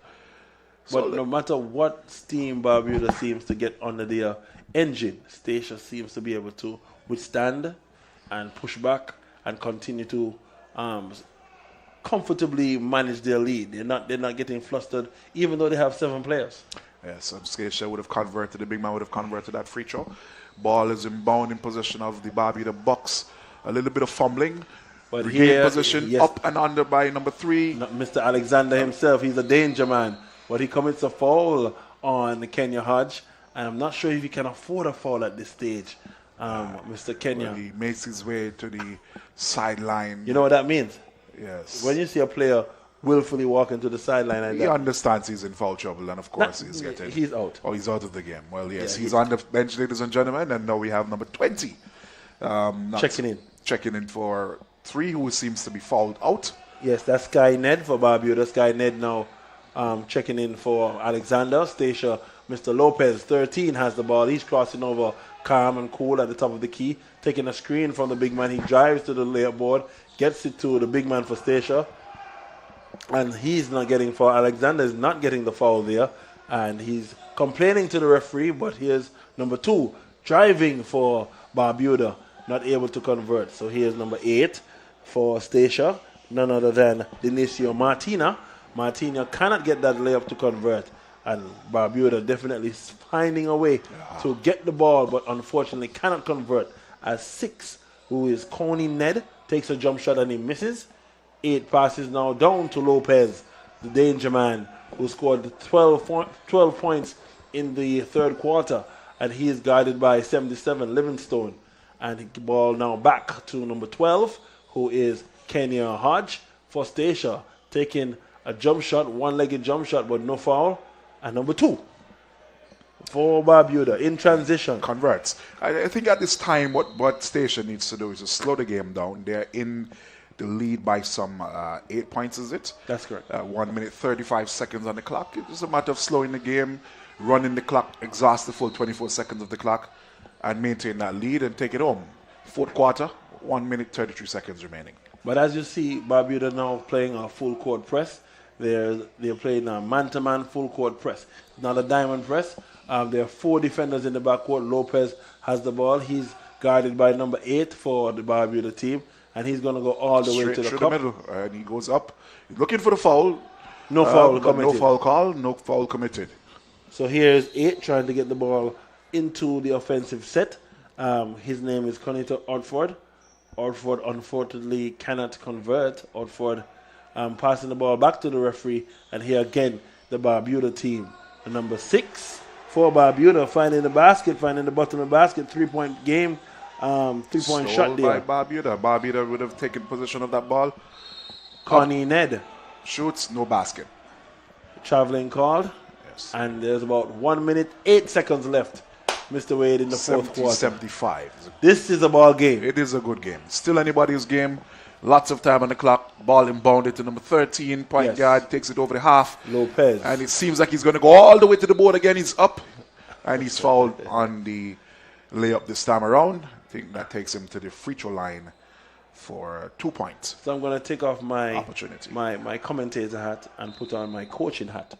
And as a coach, the coach on the side should be telling his defenders, do not allow Lopez to drive you. Change his angles so he must turn. The minute you allow an offensive attacker to get his full head of steam, full momentum going, Same position all the time. you're a karate expert and you understand motion and moments of a force. So therefore, if one does not change that direction, one could find themselves in some problems. Indeed. My good brother. Indeed. So at the free throw line, Mr. Lopez now will be shooting 2 free throws at this junction. 1 minute and 3 seconds left in the fourth quarter, the final quarter of the second game between the Barbuda Bucks and, of course, the Stacia select team. First free throw is a miss by Mr. Lopez, which is odd. He seems to be shooting very streaky this evening. As I said, in the second quarter, he was able to score 4 3-pointers that completely annihilated the offense, the defense rather, of the Bucks. But now he gets a chance here at the free throw line. Second free throw, and that one is good. So we have some special good nights to send out to some persons across the island, and of course those in the diaspora who are checking in. I say a special good night to former captain of the national team, Mr. Vakel Moraine, who is watching online. I do see Mr. Darren O'Gara in the UK. Special good night to you, sir, and other members of the national team over the last, I can say, 20 years. Special good night to all of you gentlemen who are watching to see the next game and the tournament thus far. I mean, basketball, Montserrat is called basketball country. You would agree? I would agree. Not missing any basketball at the moment, ladies and gentlemen. Of course, we would have gotten a timeout called by the Barbuda Bucks.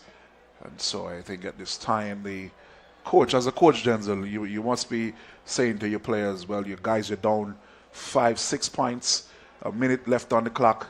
What are you advising your players at this time, Denzel? Value the possession. It's all about valuing the possession.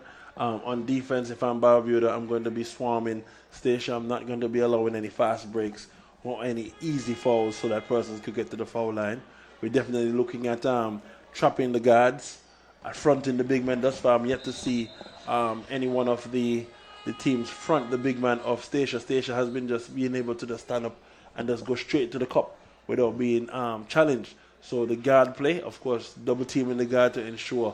But it looks like they're listening as Barbuda now trying to see if they can find an open man. And here's Livingstone taking a 3-pointer. He's way off the mark. Here's Ned getting the ball back to number 6 for Barbuda. Hitting the back iron with a big man for Stacia. Number 15, Alexander, getting the ball and passing it to his colleague. Now, Stacia has a chance. And let's see what offensive set they decide to run here, Brother Wade. All right, so inbound by number 13, Lopez. That's correct. A drive there by Hodge and a foul committed. It's not a good time to be calling a foul. That was outside the 3-point line. Yep, way outside the 3-point line. Takes him But to the line, to the free throw for 3 shots attempt. An opportunity for Stacia to increase the score, the 6-point margin by 2 points. yes, 2. Because it's actually a bonus situation. They have more than 5 fouls in the quarter. So it's a bonus situation. So here we have Kenya Hodge at the line. Hits the front iron a little bit antsy there. He needs to settle down on the free throw line and make these free throws, critical free throws, with about 43 seconds left in the fourth quarter. Well, what you have observed just now, we saw Barbuda he convert that second shot. But we've seen Barbuda just now took 3 attempts at the 3-point shot, obviously trying to close the margin, the position again, and we'll see what play they make. Ball's constantly being rotated here. Here's number 6 for Barbuda, Connie Ned, guarded by Lopez for Stacia. Bounce pass to number 77, Livingstone at Shamoy Tong. Shamoy Tong gets the ball now to number 6 again, who's taking a wild shot. But number 20 for the Bucks gets the rebound. That's Sky Ned. And the ball will go to the Stacia side. Foul call by referee Kingsley Liebert. Bonus situation here. A bonus situation. So both teams have scored, have clocked 5 fouls each in the fourth quarter. So now we have a bonus situation. Number 2 is going to be taking a chance to shoot some free throws here. That's Delquan Charles. And he shoots, converts the first one. It's a good game. It's a scary. 6-point margin. Just about how much seconds? 18 seconds is that I'm saying? 18 seconds left. Well, I think the fat lady has almost started to sing. So that takes it 2 shots. Good conversion by our guy there on the free throw line from Barbuda. Name? Delquan Charles. Delquan Charles. And now A 1 minute time. 5 minutes. 5 minutes left with 18 seconds. 2 possessions. So we want a quick shot coming out. A steal and a quick shot. That's what we want if we are Barbuda. Stacia wants to slow the game right down. Get the ball over the half and play what we call 4 corners. Spreading the ball, taking your time, and getting that time to wind down quickly so they can finish the game and save their energy because, you know, they have more games again tomorrow. Indeed. And as we speak, we see the players of the Montserrat basketball team making them set their way from inside the locker room. They see the Barbuda player, the Nevis players likewise, who have made their way to side court and eagerly anticipating their warm-up moment to get that 4th and final game for the day going. Montserrat versus Queen City, Nevis. All right, timeout has elapsed. Players making their way back to the court. And I must say, I am loving the attitude of the players this evening. They seem to be settled down, and they're playing a much better style of game. I think that's to be mentioned this evening. So here, 18 seconds on the countdown. Stacia holding the ball, but Barbuda able to get them to cough it up. And a foul call there by Kingsley Liebird, and a bonus situation. So therefore, some free throws now for number 8 for Stacia, Mr. Denisio Livingstone. He's going to get a chance to shoot some free throws, and 15 seconds remain on the clock for the 4th quarter of this matchup. Score reading 77-72, and Mr. number 8, what's his name there? He got an opportunity to take it to 78, missed the first one. Yes. And we shall see if he shall hit the second. Denisio Martina. An opportunity to cement the victory here. Hitting the back iron, but Alexander gets the ball, bounces it to Lopez, Still and Lopez possession. pulls the ball back, and he's trying to stay away from the defender to melt the clock. Nice pass to number 5, gets it to 5, back to... I think that might be it, Denzel. That is it. Yes. And at the end of the 4th quarter, the scores 77 for Stacia and 72 for the Barbuda Bucks. Tough game for the Bucks this evening as they tried their best to hold off the attack of Stacia, but Stacia, using their experience and their understanding of the game and being able to execute what they've practiced, somehow able to win this evening after losing this morning against the Elites. Indeed. So good game, good basketball game between Barbuda and Stacia. Congratulate the Stacia team. And of course, basketball action alive and well here in Montserrat. Ladies and gentlemen, inviting you to come on down to the Little Bay Sports Center. Support your team, support the guys taking some carnival basketball, as they like to put it. Coming up next, what do we have next, gentlemen? Montserrat, the Emerald Isle versus Nevis, Queen City. Yes, absolutely. So we're going to take a break, send you back to Master Control, see if we can organize some interviews for you for the rest of this game. But looking forward to giving you some more commentary in a few moments. Indeed. I met this girl in Salem, come from Jamaica. Hit me. Who tell me how she vex, wishing man tucker. Yeah, man. When it's time to play, the man never did. I can understand what really wrong with Montserrat, man. When it's time to flex, the man always vex. Ain't got time for that. Play with the bat. The girl tell me, listen chippy, let me man don't understand. It's a finish me one, it's a finish me one. I know big house, not no big yard, I know fancy this and that. It's a finish me one, it's a finish me one. No marriage, no your money, not even your family. It's a finish me one, it's a finish me one. Plenty happiness me one. Tell him.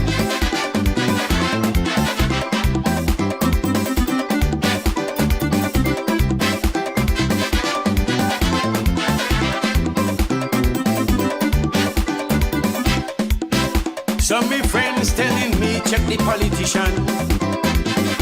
Yeah, man.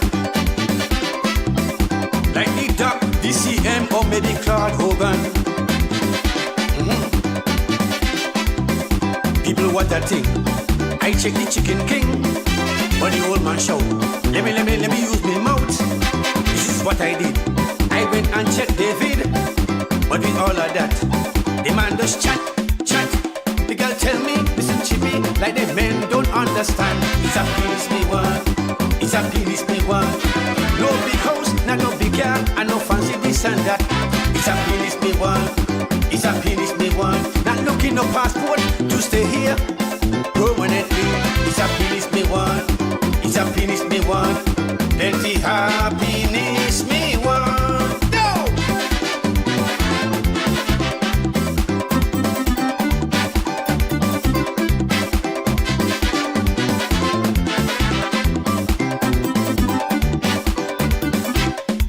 She said no woman in this land could give me happiness. Yeah, man.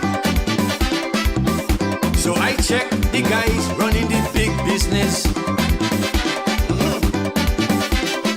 Shot Arrow and Red Johnny, a bird at the pharmacy. When they're not selling, they close for stock taking. What a big mistake. I went and checked William Blake, naturizing tonic. He bring that quick. The girl tell me, listen chippy, like me men don't understand. It's a penis me one, it's a penis me one. Not no big house, and no big car, and no fancy this and that. It's a penis me one, it's a penis me one. No money, not your marriage, not even your family. It's a penis me one, it's a penis me one. Plenty happiness me one. No!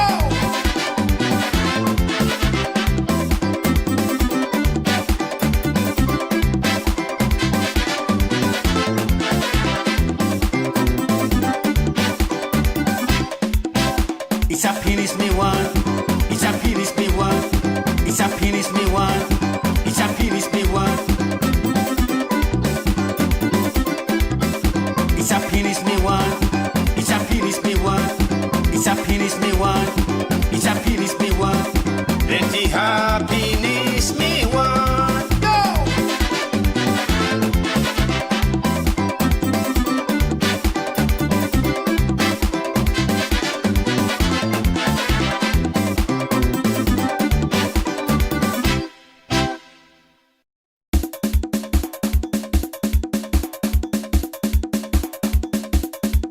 Cargill run, I'll run, Bellam run, run,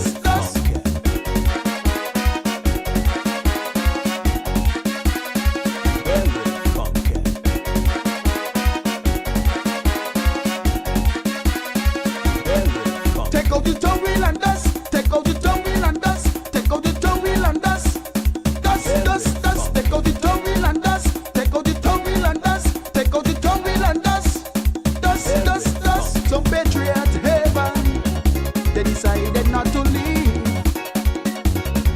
And for unknown reason, some still cannot believe. Oh, it's so nice to see so much new faces around. Forget the observatory, pick it up.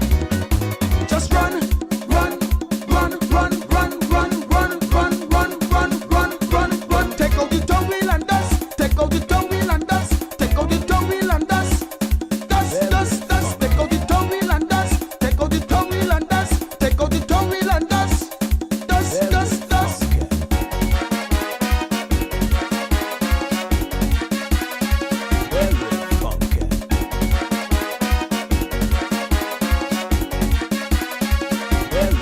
Take out the tongue wheel and dust. Take out the tongue wheel and dust. Take out the tongue wheel and dust. Dust, dust, dust. Take out the tongue wheel and dust. Take out the tongue wheel and dust. Take out the tongue wheel and dust. Dust, dust, dust. Take out the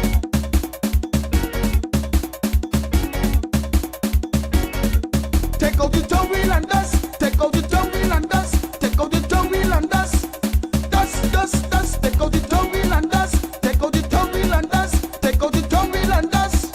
Dust, dust, dust.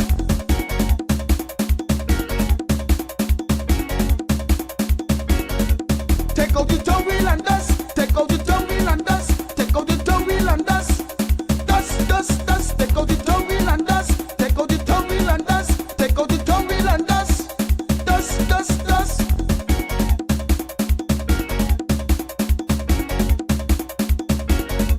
Take out the tongue wheel and dust. Take out the tongue wheel and dust. Take out the tongue wheel and dust. Dust, dust, dust. Take out the tongue wheel and dust. Take out the tongue wheel and dust. Take out the tongue wheel and dust. Dust, dust, dust. Oh, me lad.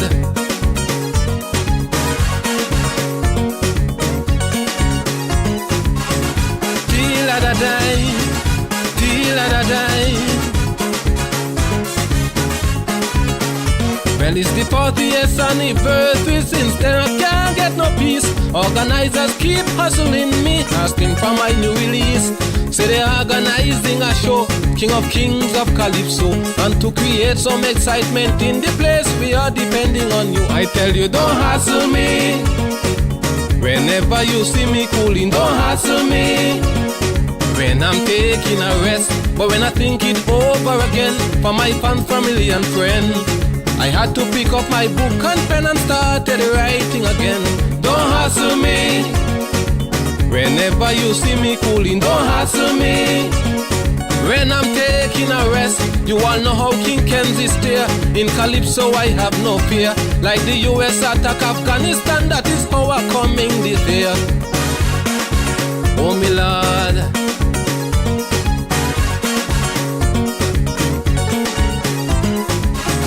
Till I die, till I die.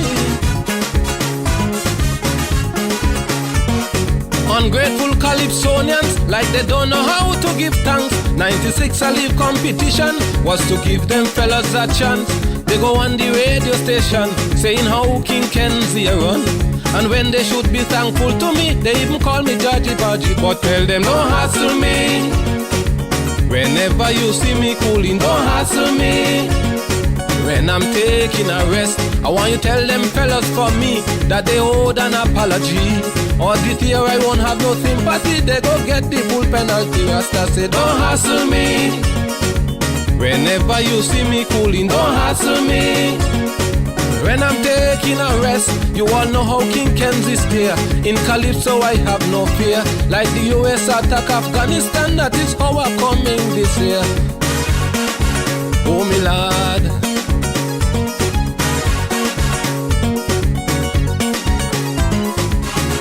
Till I die, till I die.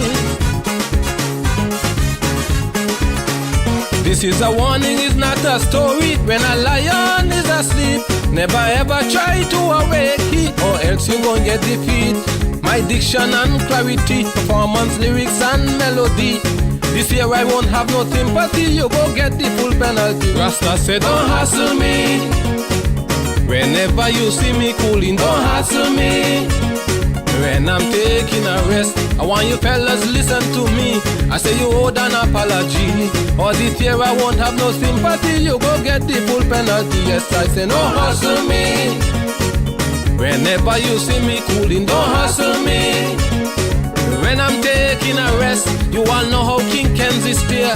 In Calypso I have no fear. Like the US attack Afghanistan, that is how I come. Yes, ladies and gentlemen, welcome back to the Multipurpose Sports Center. And tonight, the third night of the MABA Invitational Champions of Champions League. We have the crown jewel of the evening, the Montserrat Emerald Ballers, taking on the CG United team from Nevis. Nevis definitely getting ready to take on Montserrat here head-to-head at 10 p.m. Right here at the Little Bay Sports Complex. So we're going to go through the lineup here now a little bit, but first let me say a special good night to my co-broadcaster this evening, Mr. Andrew Daly. Welcome, Mr. Daly, to the broadcast booth once again. You're on.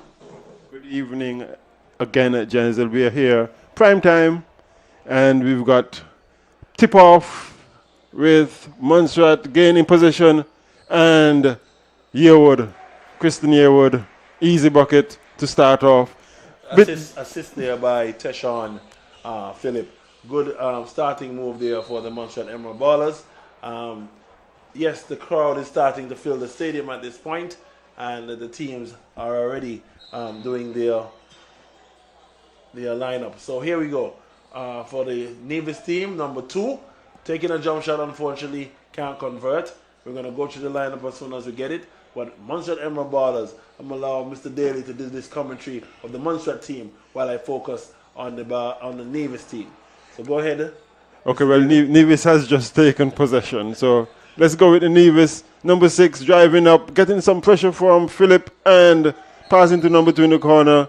And we've got a traveling call by the referee there. So possession to the Emerald Ballers. Teshawn Phillip is about to inbound to Jazik Weeks, number 4, with 9 minutes, 15 seconds left in the first quarter. Weeks at the top of the key, goes around, looks around, passes to Woods in the corner, goes up for 2, bounces off the backboard, rebound by Yearwood, back to Woods, now to Phillip, catching his balance, driving to the middle, and Yearwood with the ball, getting some attention there, but a bit of a travel and possession to Nevis. We've got a number 3 going to inbound to number 6. Yes, so we're going to go to the lineup. Jenison France, number 2 for the CG Achievers. And then we have number 7, Royden Brown. Number 11, Isaiah Jones. Number 8, Rizim Rams. And number 10, Kylile Wade. And number 21, Lenoy Liebert. Number 4, Felix Reiko. And number 24, Dariq Osborne. And number 1, Cecil Reyes. Followed by number 3, Jason Cuthbright. And number 6 is Mr. Doe. So, interesting game here coming on nicely. 8 minutes and 15 seconds. And you do. Yes. So here we have a rebound here by Rushan. But a foul committed on that putback. So, Rushan will get a chance to go back to the free throw line. He's wearing the number 6 jersey for the Emerald Ballers, and the CG Achievers from Nevis talking it over as the ball is stopped. That's the first foul for number 10 for the Nevis team, and he's a danger man as well. He has been able to rack up some points. His name is Mr. Khalil Wade. So yes, Khalil Wade committing his first foul, and he's definitely an explosive player for the Nevis team over the last few nights. So at the line now for the Montserrat Emerald Ballers, Mr. Christian Moraine, and the first shot is good. Score now 3 for the Emerald Ballers. Here's Cecil for Nevis, number 1.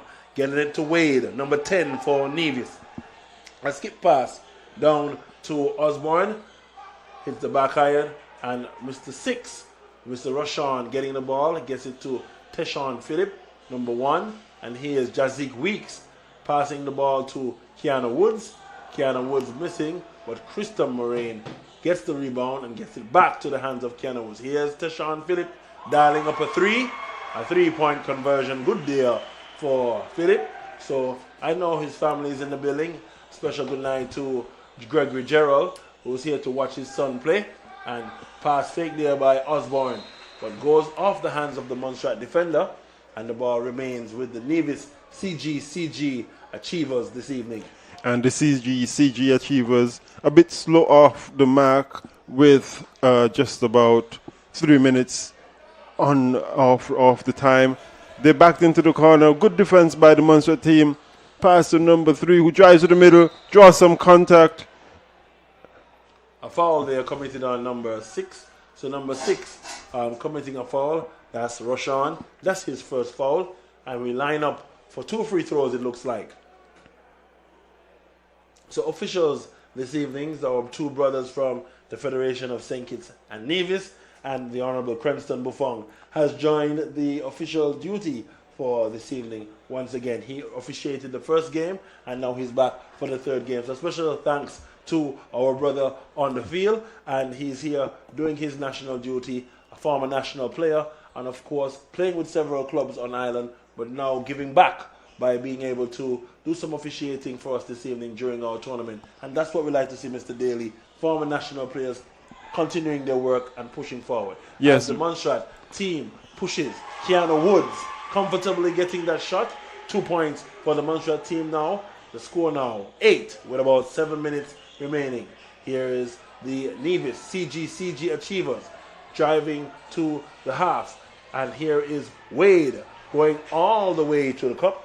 And that's a nice move. Yes, very aggressive playing there by Wade, cutting right from the top of the key and coming to the middle with the big guys and making the shot. We have Woods now in control, passes to Yearwood, who drives to the center, puts it up, and draws some contact from Mr. France, number 2 for Nevis. Yes, Mr. France, senior man for the CG Achievers, committing what it looks like to be a foul. And the timeout call, a very good timeout, I must add, by the Nevis team to pause the run of the Montserrat team. And now I see some conversations happening on the sideline. The coach wants to talk it over and review their game plan. And definitely the Montserrat team as well. It's coached by none other than Coach Julius Fergus at this time, and he's supported by Mr. Samuels, it looks like. Yes, Samuels is their coach at the Montserrat Secondary School. So he's joining the coaching lineup here for the Montserrat Emerald Ballers this evening. Yes, and I've loved the way the Emerald Ballers have started with the defense. They are, once it crosses the half court, they're on everyone who they need to be on, and they're playing, giving as much pressure to Nevis. And we've seen that in the score, how it's reflected, because Nevis, so far, after 6 minutes, only has 2 points. And again, it's just the early game jitters as well. I think the both teams are trying to. They haven't played one another as yet for the tournament. So this is a good opportunity for them to see what each player has to offer, what plays they run, the stamina, the intensity of the different offensive styles and the defensive styles. As we look at the inbound play here, here's Krista Moraine skipping it out to Kiana Woods. Kiana Woods dialing up a 3. Back iron. And Krista trying to push back the ball, but France gets the ball, gets it to 10. 10 slows it down. Wade goes with 2, misses, rebound by Reyes, number 1. Takes it back to the top of the key. Cecil gets it back to number 6, who is Doe. And Doe able to convert. Well done to Doe. Yes, he's been the lone scorer so far for Nevis. We've got Tishawn Phillip passing to Weeks, now to Kiana Woods at the top of the 3-point line. Backs in. Yes, Tishawn Phillip now gets the ball at the top of the key, takes a 1-2 easy drive, but Joe, number 10, gets the rebound. And the ball goes out of bounds. I see a hand in the air, foul on number 4. So foul on Jazik Weeks, it looks like, his first foul. As he was trying to steal the ball there, got some contact. So here's Cecil for Nevis going through the lane, and he misses the layup. But number 10 for Nevis gets his rebound and misses the putback. He will go to the line, shooting to, that's number 10, Wade, for Nevis.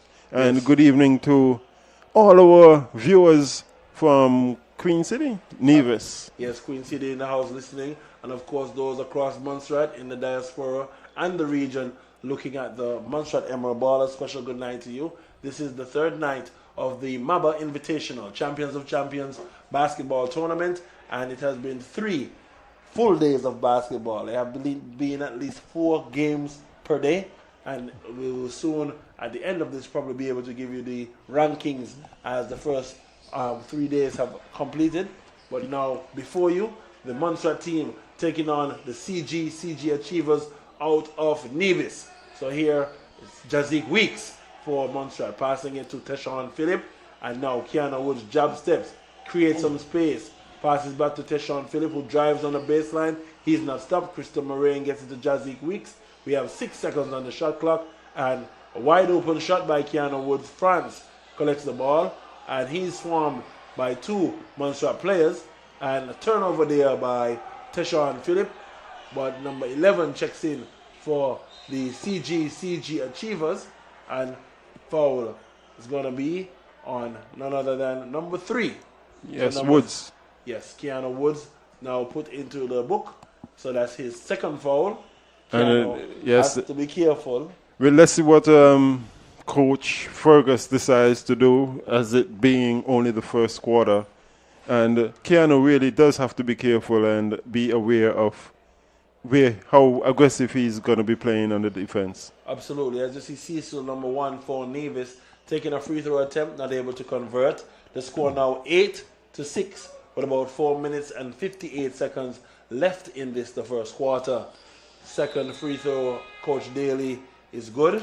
Yes, and that's his 4th free throw for the evening and the first one that's made. So hopefully he'll be, getting into that rhythm going forward. Yes, Coach Daly. And checking out for the Nevis team, France and Doe check out. And for the Montserrat team, Kiana Woods checks out. And I now see Roshan Fenton. Roshan Fenton has now checked into Cecil for Nevis, bringing the ball over the half. Handoff pass by number 11 to Cecil, who gets it back to Wade, who's driving baseline, kicks it back to number 11, but it's a hot potato as Teshawn Phillip chases down the ball. He's going 1-2 and converts. The crowd goes wild down here at the Little Bay Sports Center. It's a classic layup by Teshawn Phillip, one of his poster moves. As Nevis comes back into control, Teshawn Phillip hot on the defense. Now we've got Nevis under a bit of pressure because the Montserrat defense is seemingly swarming them. The steal by Montserrat. Fenton with the layup and no contact there. We've got Nevis in control with the ball again. Yes, here's number 10, up fake. Here's, Jack chucking in the game. Nice to have Jack here. Definitely 2-point conversion there for number 11, big man, for Nevis. Getting a good putback, critical putback at that junction. So that's Azir Jones getting that rebound just now, Coach Daly, and showing a bit of character. Yes, well, the Nevis has really got off the mark now. They've amassed 9 points, and Montserrat leads still with 12. Not by very much, but it's a lead, and we're in front. So Phillip passing to Weeks at the top of the key, passing back to Phillip, who goes for the 3. And the putback almost by Yearwood, but Nevis is in control. Drives down number 1. Steal stolen by Jazik Weeks, the reigning number 4 for Montserrat. Short ball there by shooter, number 24, who's just short of the mark. Seems to be warming up here, but just can't get it going. That's Danique Osborne.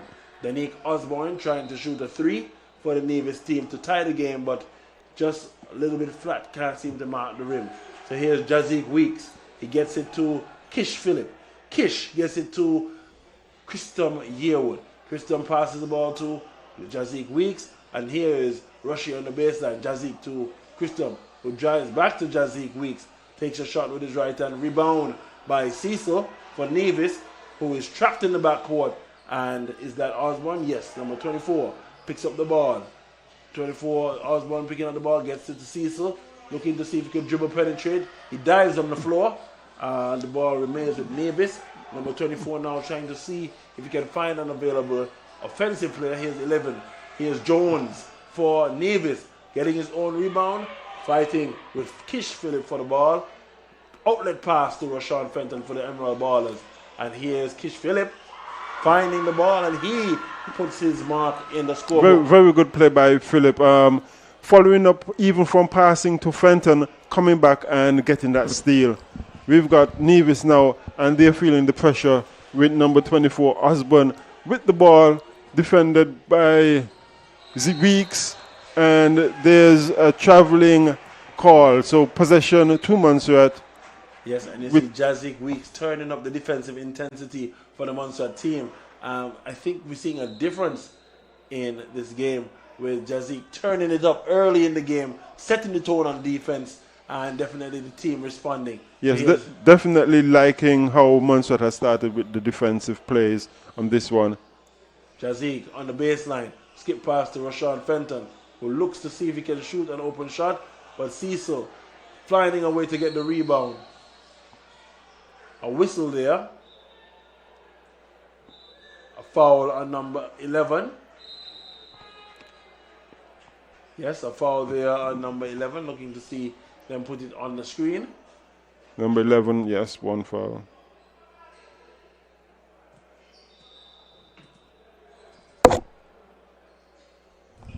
So number 11 for Montserrat committing a foul there.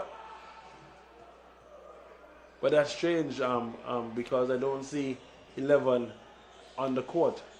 And No. it cannot be 11 because Nevis is in possession. Montserrat has no 11. Yes, I was thinking it was 11 for Nevis. That's Izori Jones. Yeah, but Davis has the ball, so it cannot be. Yes. So there was some Mix up there. Yeah, mix I'm up. allow you to continue the commentary, and I'll make a call to the chairman of the board to see what's happening. So go ahead and continue. I'll be right Okay, back. so at the moment we've got the referees deliberating what's happening next. Players are really wondering how the game is going to go forward. And we've got a technical foul with Fenton up on the free throw line. First shot bounces off the back of the rim.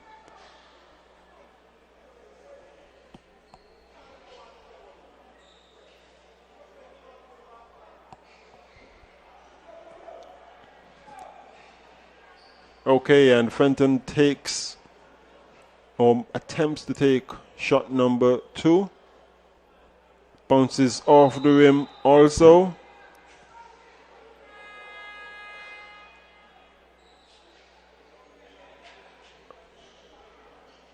Possession goes to Montserrat. We've got Popo inbounding the ball. Passing to Weeks, to Fenton, back to Weeks, back to Fenton, who goes for the 3 and makes it. Moving the score 17-9 Nevis. With 1 minute 26 seconds left back in the game, Nevis has the ball, drives to the center, and draws the foul. That's number 4 for Nevis.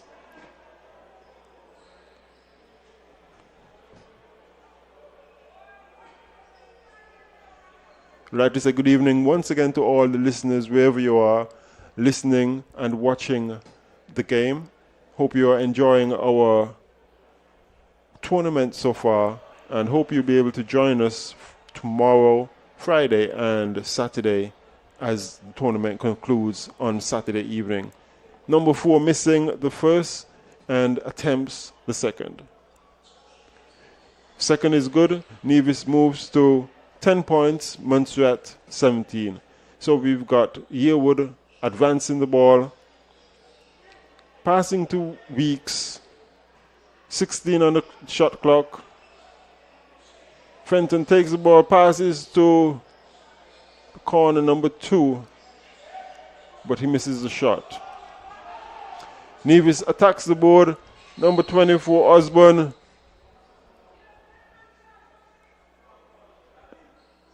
And there's a foul call on number 13.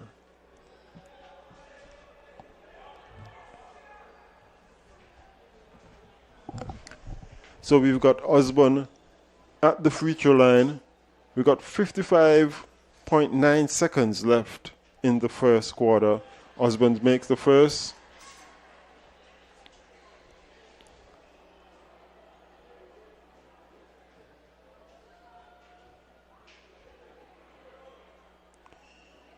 And he makes the second also. Yearwood passing to Fenton, now to Weeks.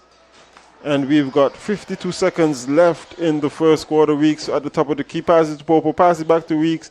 Now to number 2, passes back to Fenton. At the top of the key, 10 seconds left on the shot clock and fumbles the ball. Nevis is now back in possession. Did you get any clarification on? So no, we're unable to clarify that, but we're going to continue with the commentary. As you see, number 21 passing the ball clear out of bounds. Bit of an overthrow there. Bit of an overthrow, misjudgment. Popo now inbounds to Weeks. We've got game clock, 26 seconds in the quarter, shot clock, 8:17. Weeks at the top of the key. It's going to be interesting to see how the Emerald Ballers decide to finish. We've got 3-point, goes up, rebound by Montserrat. Fenton now with the ball, drives to the middle. Will he make it? It's good power play, good shot. Fenton, 2 additional points. Nevis now, and the time has run out. It seems to be a collision under the basket just now. Yes. One of the players for Nevis seems to have taken a knee. Number 21, that is. And the referee checking him out to ensure that he's all right. Hopefully no further injuries sustained. That's Denoy Liebert. Denoy Liebert getting some contact just now. What is the end of the quarter? They seem to have put back some time on the clock. We've 3 got seconds. 3 seconds. Nevis puts it up, bounces off the front. Could have been a foul, but no foul called. And at the end of the first quarter, Montserrat 19 and CG Nevis 12 points. So that's 19-12. And Coach Daly definitely seeing a difference with the play of the both teams. They seem to be a little bit more settled in their approach. Yes, this is going to be a very good game because looking at the benches, you've got 2 full teams with 2 full benches. So it's going to be interesting to see how the both coaches approach the other 3 quarters. Indeed, Coach. And I'm also looking at the referees this evening. The referees seem to have control of the levels of energy in the game.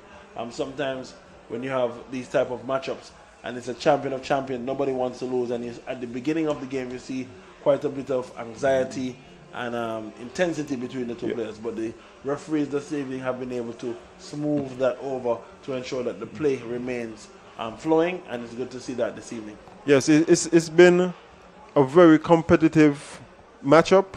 However, the referees are keeping everyone in line as to we've had some pretty rough plays. However, everyone has kept their composure, and that's how we want to see. It's be as professional, even though this is amateur basketball. Be as professional as you could be, so that you don't take the bumps and the knocks that you get too seriously, but you shake them off and you move on to the next play.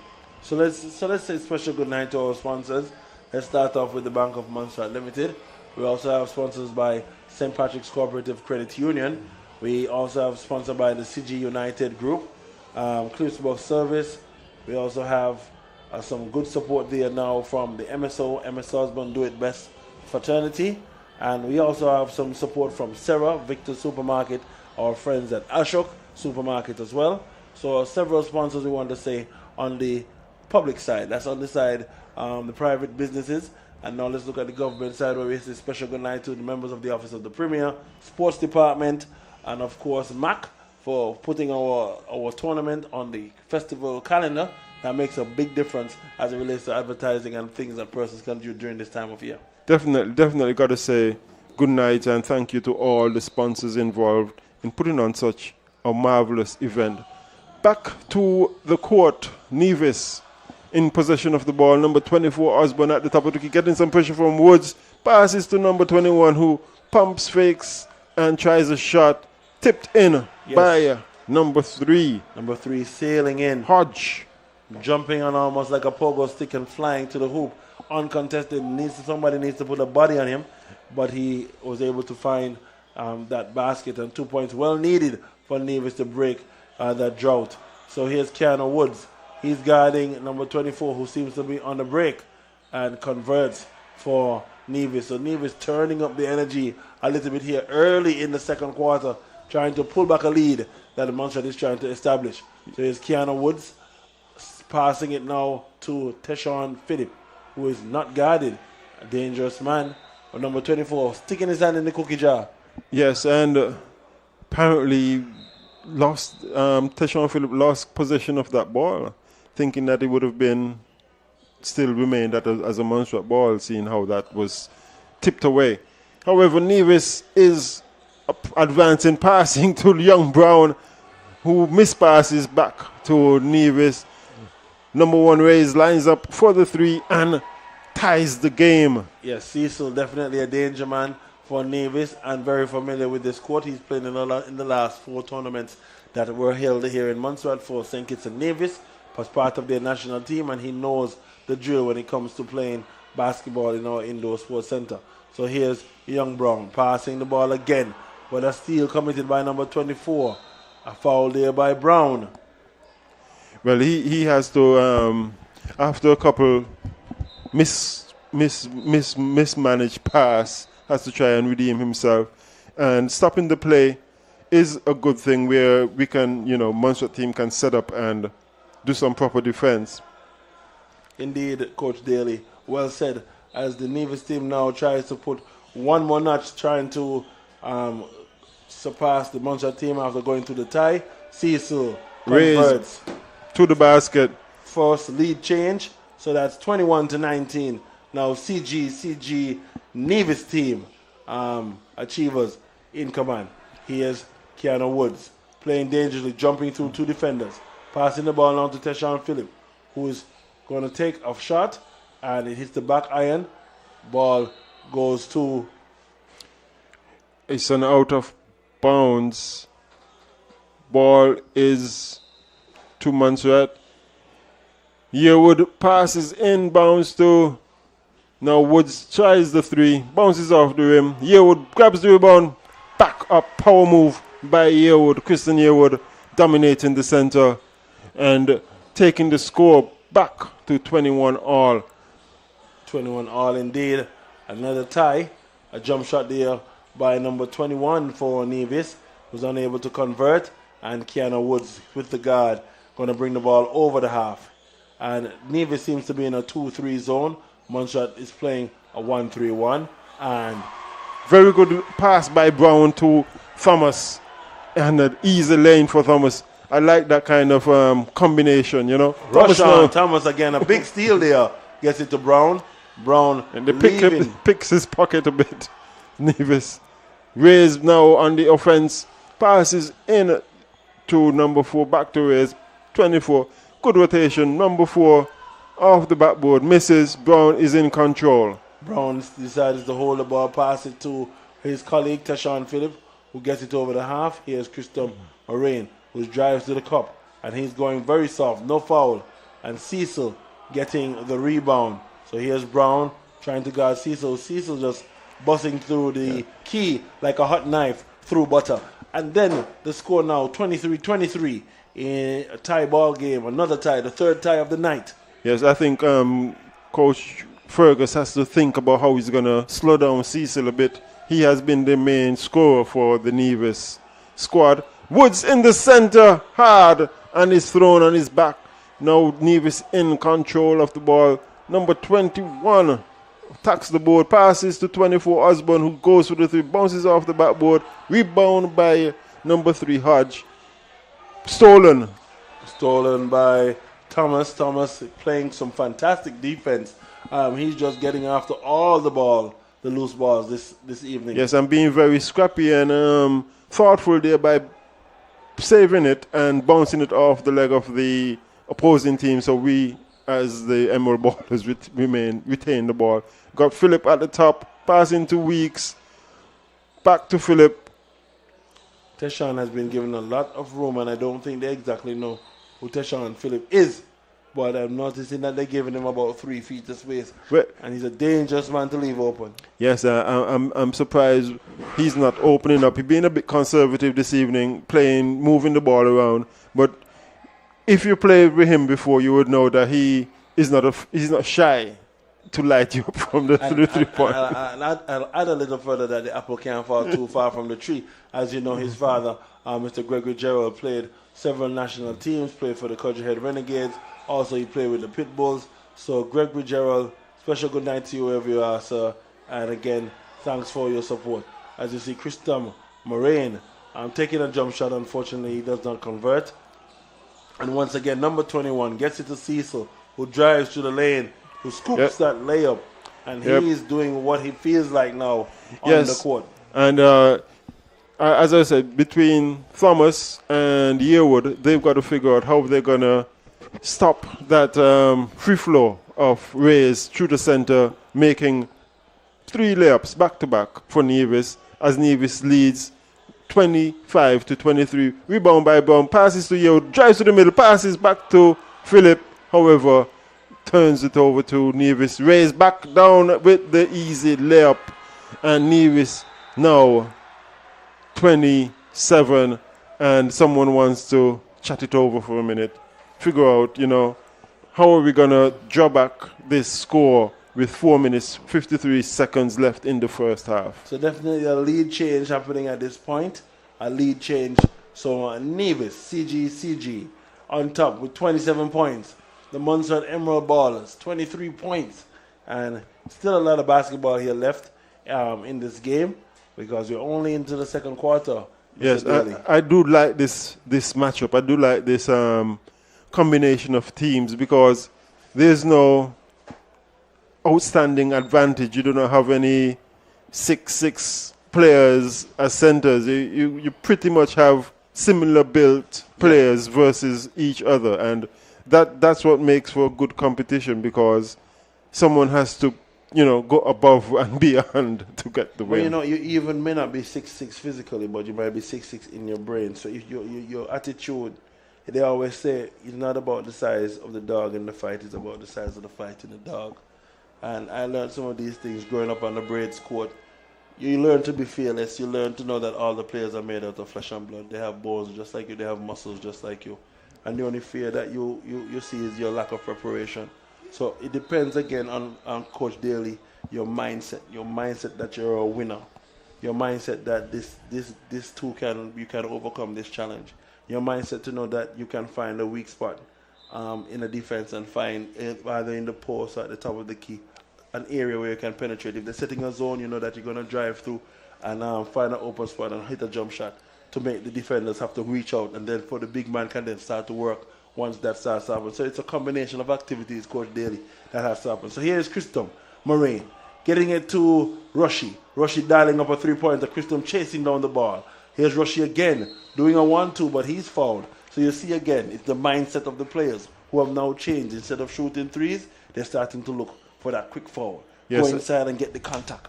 And that is what Montserrat is now doing. Yes, and from that timeout that Coach Fergus just called, you see a different approach to the play when they're back on the court. See a bit more ball movement, a bit settle down, a bit more positioning. And sometimes that's what the players need to understand, that they're moving a bit too erratic and too fast. So slow it down, get your composure, and do what you've been doing all through practice and make some shots. But look at it. The coach is able to pass that message to his players.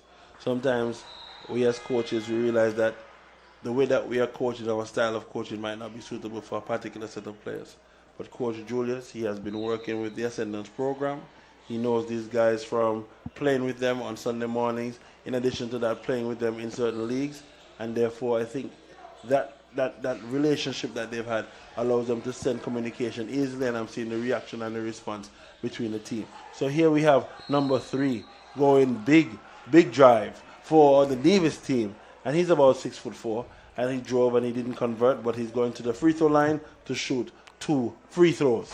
Yes, and Philip a bit animated as to why he's been called with that foul, just barely clipping or touching the number 3 for Yes, number 3 is Hodge. Jason Hodge. Yeah.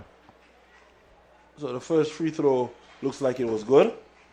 First free throw score now 28-24 in favor of the Nevis CG Achiever Sports. And here we have Jazik Weeks from the village of St. John's bringing the ball over the half. Jazik Weeks wearing the number 4 for the Emerald Ballers. He's passing the ball to Rushy.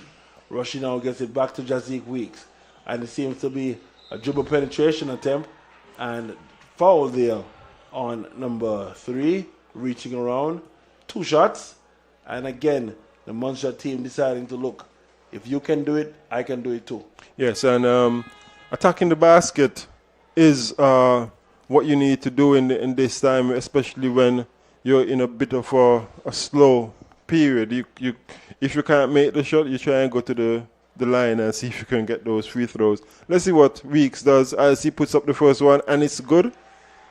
Yes, first one is good. You hear the persons in the stadium clapping, giving their nod of approval for the preparation in the team right now.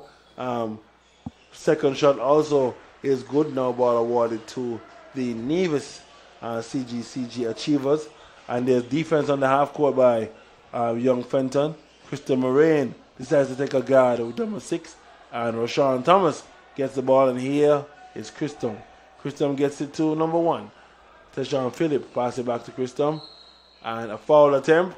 2-point conversion for Christian Moraine. Bit of reaching by Doe for Nevis, and that cost them 2 points and possibly an equalizer. Absolutely, Coach. And I want to say the stadium this evening seems to be filling up well. Several persons coming in to enjoy the basketball activities on island this evening. And even the 10 o'clock games in the morning, they too have had several patrons come out and support. So it's great to see people coming out and supporting these games. A special good night to all the peace officers among us this evening, some in plain colors and some well dressed in their uniforms. But now we'll bring you some more basketball action. As you see, Montserrat Ballers taking on the Nivision CG Achievers. They're swinging the ball left to right, finding an open man. Pump fake now to Teshawn Phillip, who skips it down to Rashawn Fenton. Rashawn takes a shot, hits the front iron, and the ball goes out of bounds off Rashawn Thomas. 3 minutes and 11 seconds left in the first half. Yes, with a 3-point deficit, Nevis leading 31-28 by the Emerald Ballers. And as Nevis, it's CG Ball Club. So official Cranston Buffon seemed to wipe the ball, make sure that the moisture has been removed before resuming play. Here's number 10 for Nevis. That's Wade bringing the ball up, taking a jump shot. Back iron. Teshawn Phillip for the Montserrat team has the ball in his hand. He's dribbling out of the half, passes to Jazik Weeks. Jazik Weeks trying to get the ball down to Rashawn Fenton, who's on the baseline at the 3-point line, but somehow the ball got slapped away by number 7. And look how far he came from to play some defense on the ball that was being passed. Yes, very, very good plays by Nevis. I think after a slow start, they have gained their momentum. So it's now for Montserrat to really turn on their booster engines and show them what they can do. Nevis is no easy team. I don't think there are any easy teams in this tournament. No. Every game has been very competitive. And to add to that, we're also looking at champions of champions. So again, it's about the mindset, the psychology into the preparation, how you prepare for games, the amount of rest you get, how you communicate on the court, off the court, your hobbies, your perfect practice habits. These are the things that now come out in the game. After you've practiced these traits for several months, you get a chance to highlight and showcase what you've been working on. And I've seen both teams doing very good signs of brilliance thus far. Here's Rashawn Fenton. A three. A Hail Mary three. Tying the game now at 31-31, bringing the stadium to life. 2 minutes and 30 seconds left. And defense being played by the Montserrat team. Steal by Rashawn Fenton. Teshawn 2-on-1. Here's Teshawn with his hand. 2 points. Is it good? A rebound Bounces off. Yes, bounces off the backboard. Nevis now in control. Drives to the middle. Number 3, but is sandwiched between Yearwood and Weeks. Jasik Weeks setting the tone for the defense. No easy buckets. And 3 had a clear way to go through and have a dunk or anything he felt like. But Jasik Weeks decided to take one for the team. And he's not allowing any easy baskets, so therefore foul committed. 2 free throw opportunities is going to have to be 2 the hard way. And so therefore hard foul. Let's see if number 3 can convert after being bumped up a little bit here at in the key. Well, it's been a very, very, very active 20 minutes or going up on 20 minutes. Both teams are sweating a lot. And after that foul, number 3 misses the first one. So Hodge back on the line to shoot his second. Everybody seems to give him a little chance, so nobody will disturb him.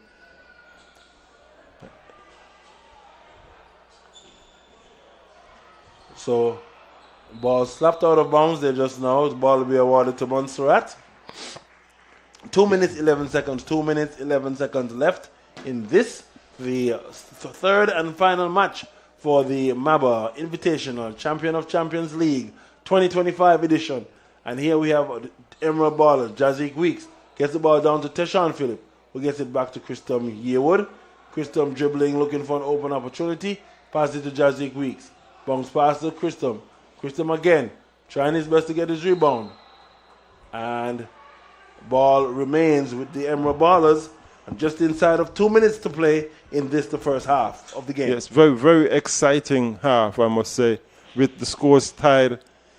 Yearwood inbounds to Phillip, who takes a dribble and tries to pass, but mispasses. Nevis raised. Now. Cecil in transition, can't convert.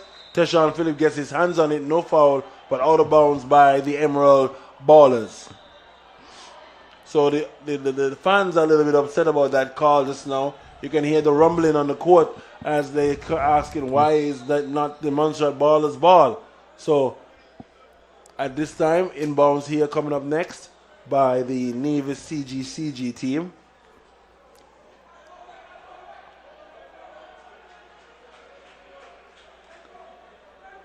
A bit of bustling and hustling in the middle. Pass. Mispass to Nevis. Now we've got Thomas and number 3 Hodge jockeying for position. Number 10 comes to the center. 31-31. And now it's 33-31 with 1 minute and 30 seconds left in this, the second quarter of the game. Teshawn Phillip guided by Cecil. Back to Thomas. To Popo. Popo. In the baseline, out to pass Fenton. to Rushy. Rushy hits the iron. But 7, big man, for the Nevis team, gets the ball down to 6, who drives and floats the ball. And I see a foul call by official Cranston Buffon. Yes, Mr. Doe, number 6, draws the foul. Again, that's number 2 on Teshawn Phillip. It's not too bad at this stage of the game.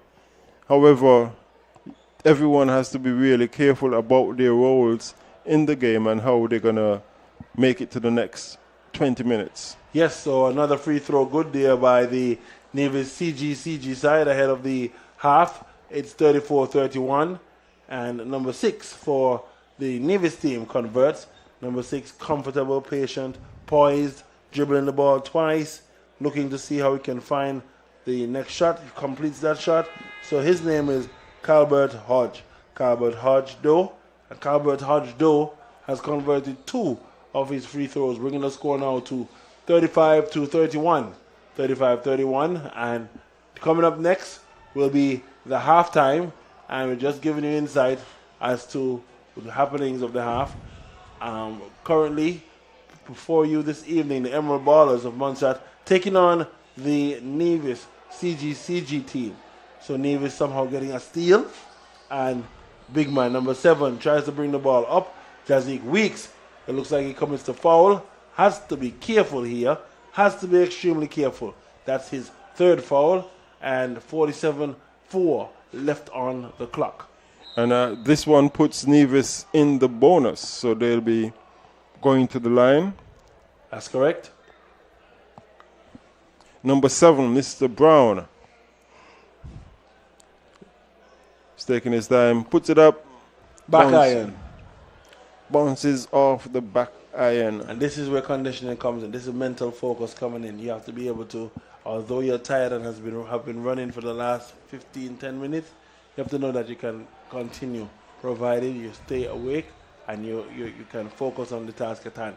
Here's number 3, Keanu Woods, crossing over the ball. Pass now to number 13, Rashawn Fenton. Back to Keanu Woods. Look at this.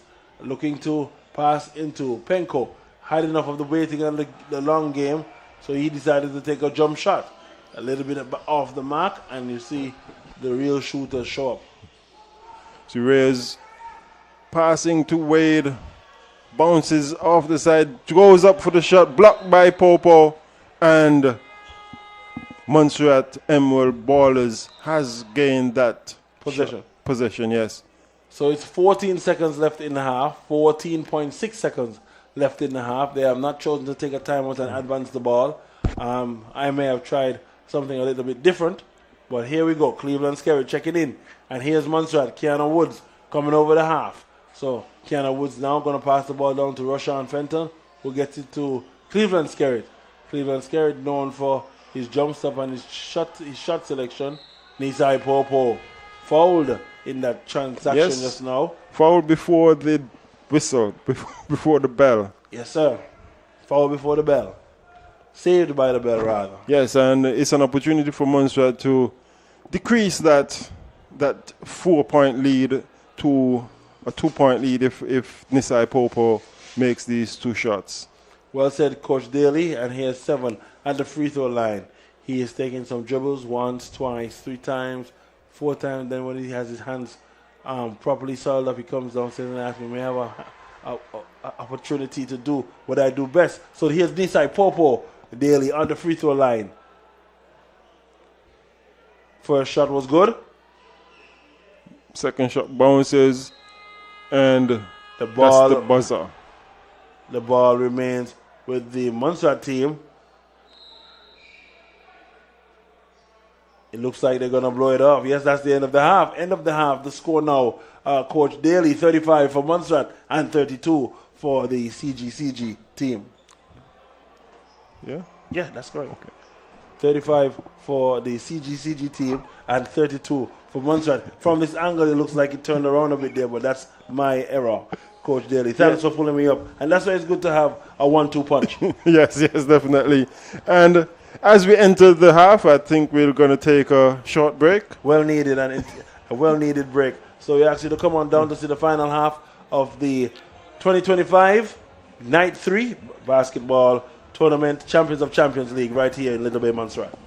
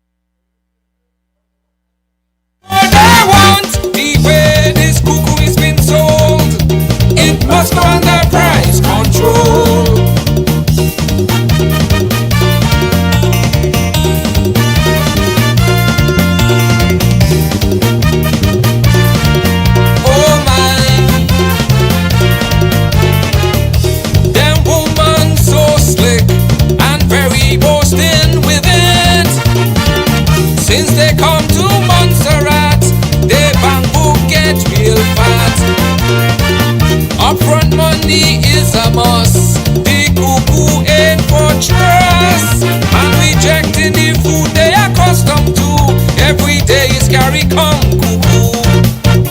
Cuckoo from Jamaica, cuckoo. Cuckoo from Guyana, cuckoo. The kinky doctor, get carry come cuckoo. The Boston contractor, get carry come cuckoo. 3,000 for cuckoo. They paying 5,000 for cuckoo. They give them house, oh my. Motor car, oh my. The more they get is the more they want. The way this cuckoo is been sold, it must go under price control. Oh yeah yeah. Wee wee wee. Oh my. Those men who responsible for raising cuckoo price in trouble. The ordinary man on the street can't get no cuckoo to eat. When you consider what you paying so much for, brother, it ain't worth it. Keep your money in your pocket. Cuckoo from Jamaica, cuckoo. Cuckoo from Guyana, cuckoo. The lanky farmer, get carry come cuckoo. The taxi driver, get carry come cuckoo. 3,000 for cuckoo. They paying 5,000 for cuckoo. They give them house, oh my. Motor car, oh my. The more they get is the more they want. The way this cuckoo is been sold, it must go under price control. Oh yeah yeah.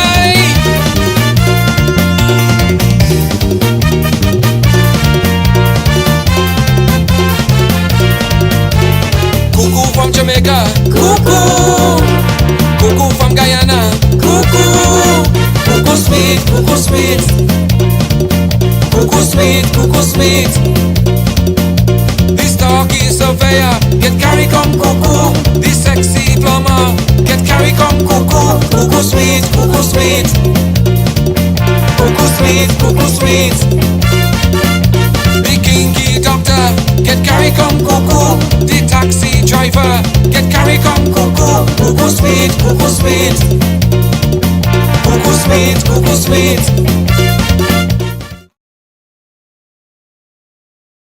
For the second half of the third match between Montserrat and Nevis, CG Achievers, and the CG Achievers are comfortably in the lead with a score of 37, Montserrat having the score of 32. And rebound here you're seeing on the court by Roshan Fenton, who gets it to Christian Yearwood. Here Christian goes to the cup. And a foul committed by the Nevis player, number 7, and he now Christom having an opportunity to score 2 free throws. I welcome back Mr. Andre Daly to the broadcast. Mr. Daly, good evening again. Yes, good evening. And Yearwood driving hard to the board just now. And now he goes to the line for 2. Hopefully able to bring the score closer. It's been a very competitive first half.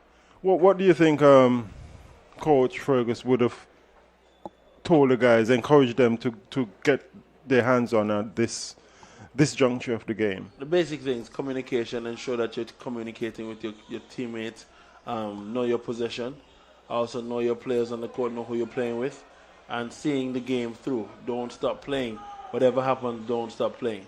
So here's Cecil driving on Keanu Woods, and that's another foul for Woods. Woods has to be careful now, because as we look at this, is now his 3rd foul as he starts the 3rd quarter. Yes, and Cecil Reyes has been very effective for the Nevis team.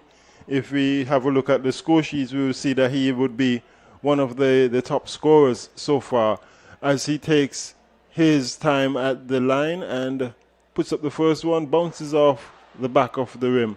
We've got Nevis, or CG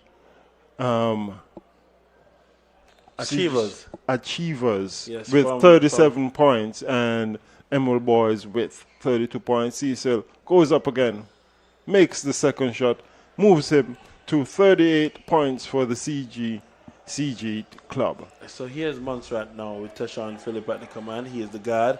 He's passing the ball now to Keanu Woods, shooting guard. Pass fake to the right, but another pass fake by Rashawn Fenton, and a steal by number 6 for the CG Achievers, but unfortunately cannot convert. Tashawn scooping the ball to Rashawn Thomas, and Keanu Woods changing his attack, looking to see if he can pass it across the lane, but if I was him just now, I would have taken it to the cup to get some free throws early in the game. Yes, and he drew that foul from Mr. France out of Nevis, out of the CGCG Camp team. Jenison France, that is, committing his second foul. And here's Rashawn Thomas. They bounce pass there to Tashawn Phillip, who goes inside, but he's blocked. And Thomas somehow scrapes it up. And here's Cecil in transition. Cecil and Woods trying again. his best not to foul, but the ball belongs now to the CGCG Achievers for Nevis. That's correct. Yes, right now the Montserrat Emerald boys, they do have to dig deep and try and get this game back into a closer scoring, because it's slowly creeping away. So let's see how the defense is. We know the Emerald boys started out with quite a tight defense. And you have number 7, Brown for Nevis. Pass faking, dropping it off to France. France spinning the other way, taking a jump shot, dumps it down to France. And Brown dumping it into Good give and go. high-low there, old school high-low, looking like the Twin Towers playing the game. So how we have Keanu Woods passing it to Rashawn Fenton, calling up the big man for a screen. Keanu Woods goes in, flicks his wrist, shoots it off the glass, and a foul committed by Wade of Nevis. And so far, I'm thinking, I'm looking for more from Philip. I'm looking for more shot attempts, but he's been very conservative tonight. He's rather than going for the outside shot, he's been taking it to the board whenever he tries to get the shot. Yes, however, indeed. we know he's a very effective outside shooter. And those are important free throws. As you see, Keanu Woods, I want to say he's probably co-captain this year. Keanu Woods shooting that shot and converts. So that's the first free throw, very well executed and appreciated by his colleagues. You can see them clapping on the sideline. And here's again Keanu Woods. Second shot is good. And score now 34-40 in favor of Nevis. So Rashawn waiting for number 10 at the half line. A drop off pass to France.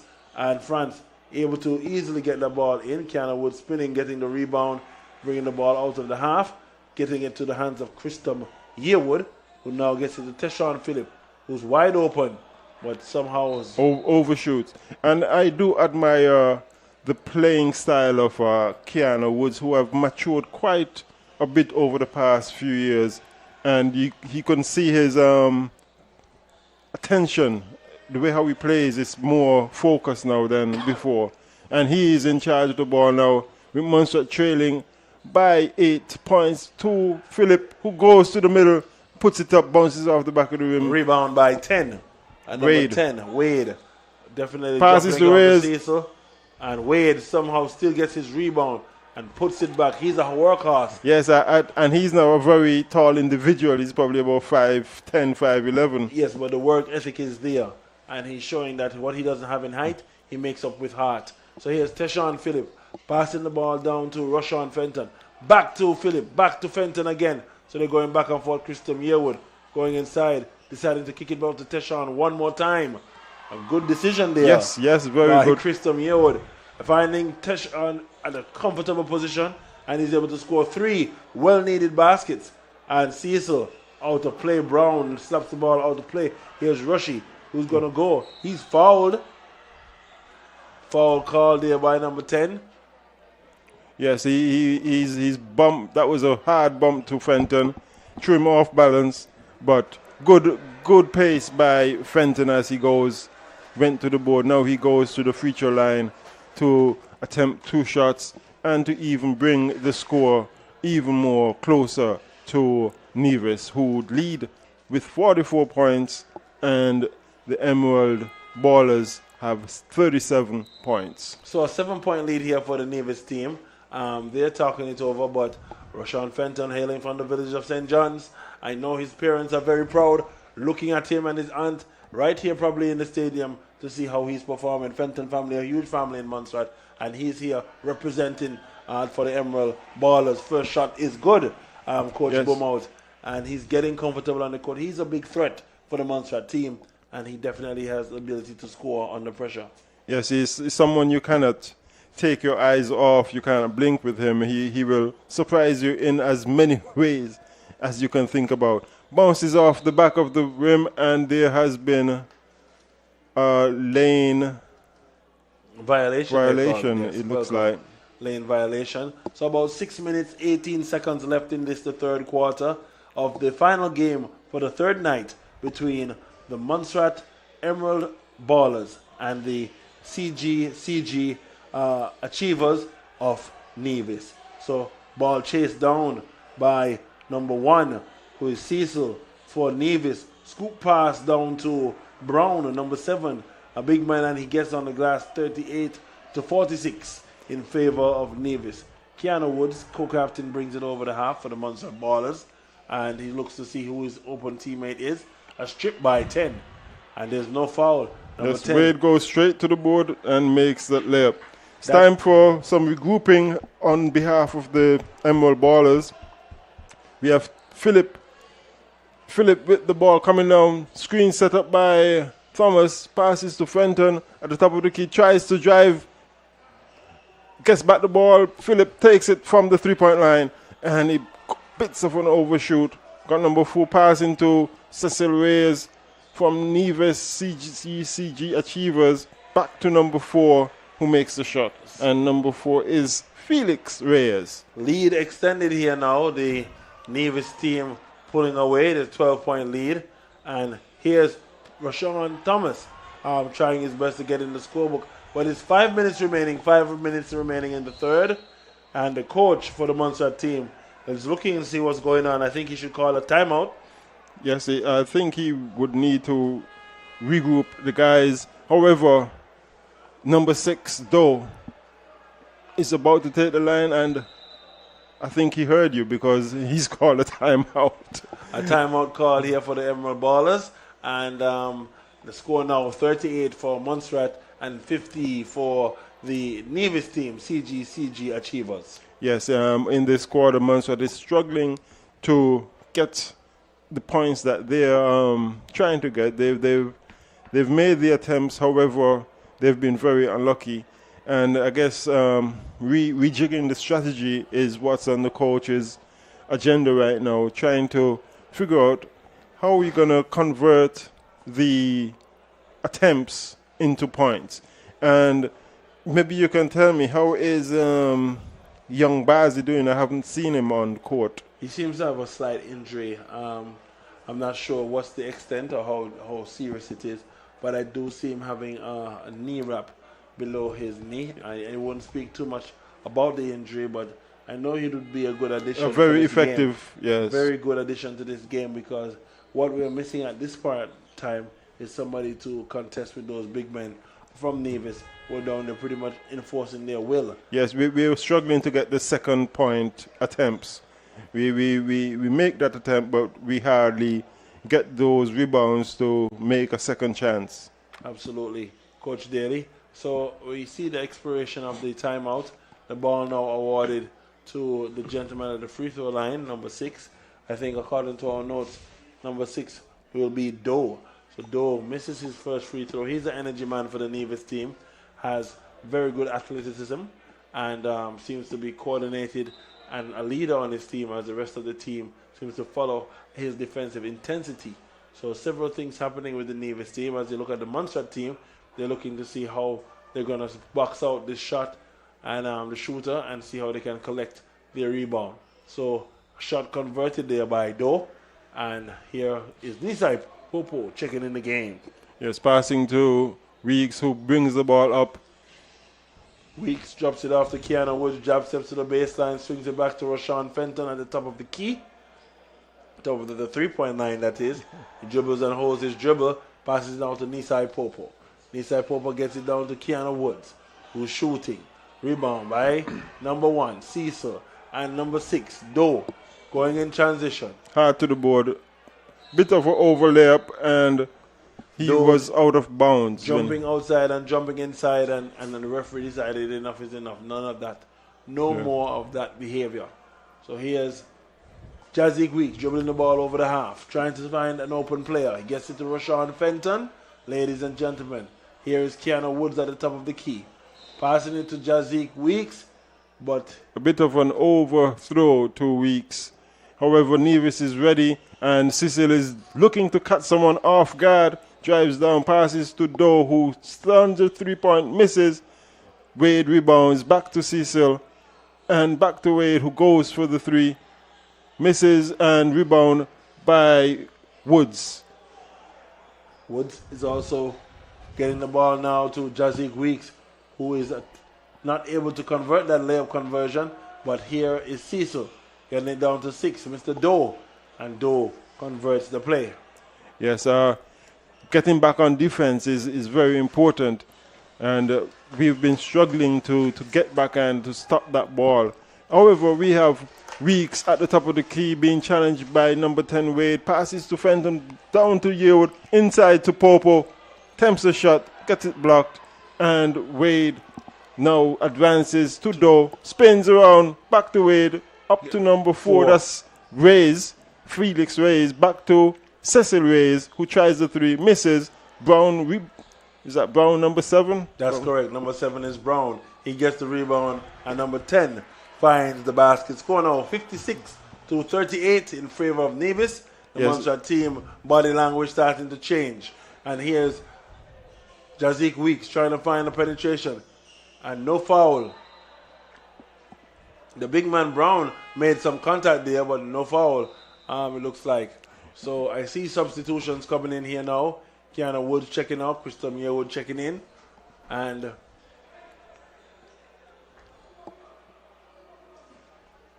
Nisai Popo passing the ball now to Rashawn Fenton.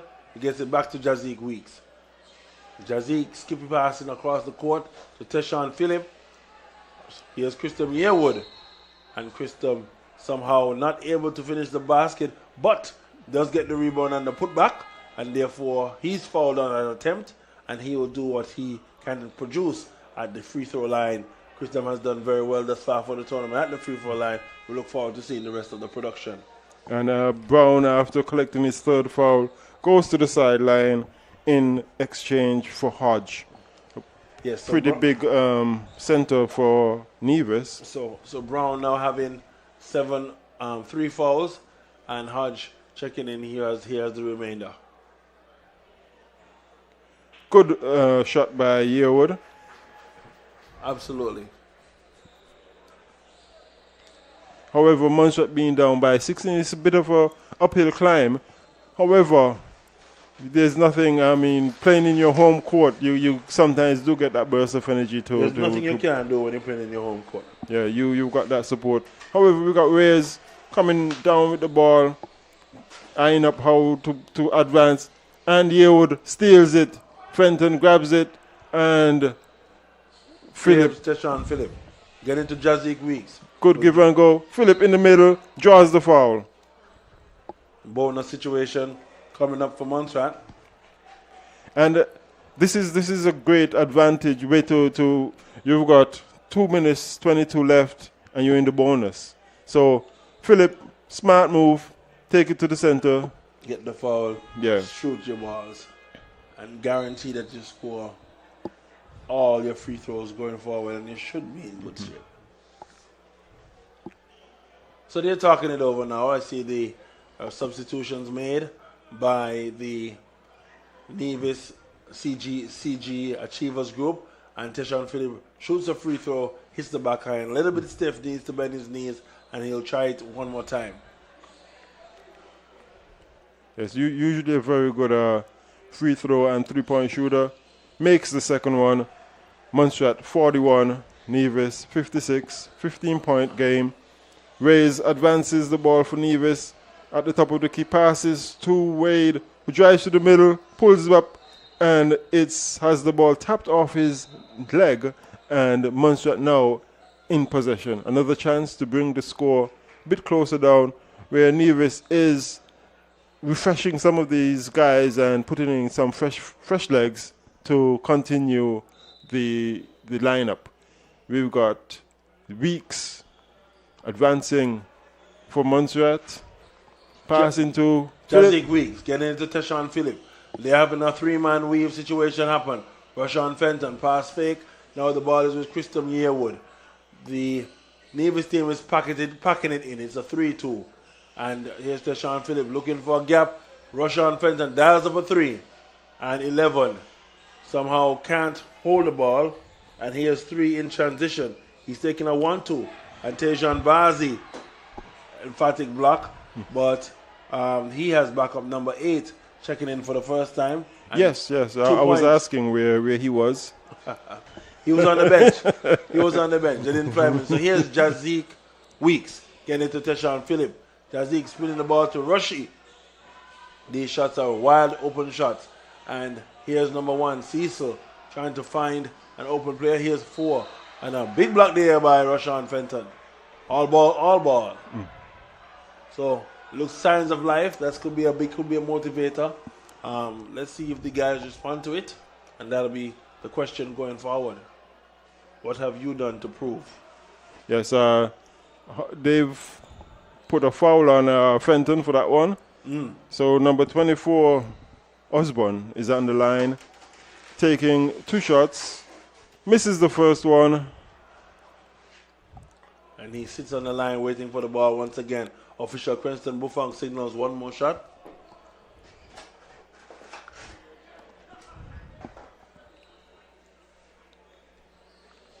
He banks in the second one. Shot is good. So here comes the Montserrat Emerald Ballers. 1 minute, 10 seconds left in the third quarter. Here's Teshawn Phillip. Guided by the Nevis CG Ballers. Here comes Jazik Weeks. Jazik kicks him out to Teshawn Phillip. Teshawn hits side iron. Rebound by Christom Yearwood. Christom playing hard. Teshawn Phillip getting his hands on the ball. And here's number 3 in transition, Rashawn Fenton. Coughing it up, 11 takes a 1-2. And he is unable to convert. Just rolls away. Rebound by Tejan. Tejan guarded by Jazik Weeks. And as the time counts down, Phillip calls for the ball, drives to the center, puts it up. However, rebound Tejan Bazi. Bazi rebounds, puts it up, bounces off. Not very good. Reyes now controls the ball for CG. CG still at the 3-point line, and he puts it in. Cecil, number 1, puts that ball in the basket. 62-41 in favor of Nevis. And here's Teshawn Phillip. Hits the side iron. Just unlucky this evening. And overpass by Bazi to Fenton. Nevis in control. Now with a 21-point lead. How the scores just creep up so, unassuming. Yes, it could be a long day for them. Here's Cecil. Cecil taking a shot and missing. Therefore, there'll be a rebound. And the end of the game. End of the third. End of the third, rather. It is 62-41. And there's one more quarter of exciting basketball, Coach Daly. I think yes. I'm going to go and take a little stroll, get some refreshments, and come back into Master Control in a few moments. So looking forward to seeing the rest of the game. The final quarter coming up next.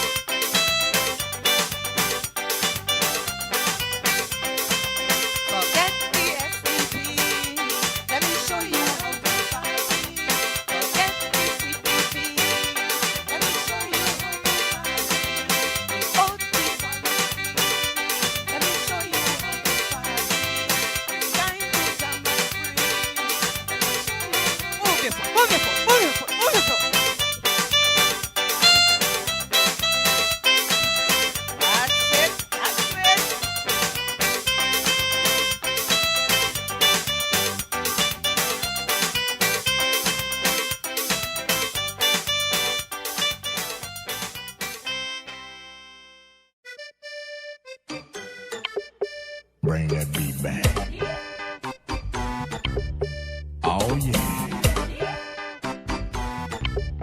Do it, girl.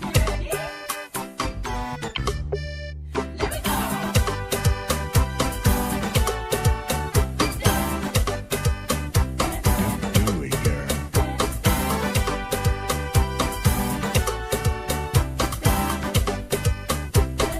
Do it, girl. How she dancing, rocking and rolling. Oh yeah. Rolling and rocking. Do it, girl. She come in this party and she dancing rude. She dancing real nasty, but she looking good. All them fellas hungry, want to eat she food. She ain't paying them no mind. She come to have a good time. Do it, girl. All inside she body. Do it, girl. She got the fire in she groove. All inside she body, and she burning up from bottom to top. She burning up, she feeling hot, hot. She burning up from bottom to top. She burning up, she feeling hot, hot.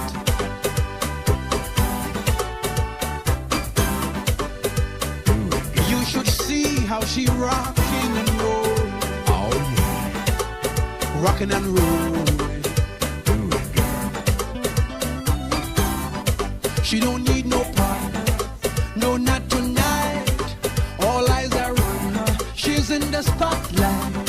Everybody watching, she don't give a damn. They come to spectate, she come out to jam.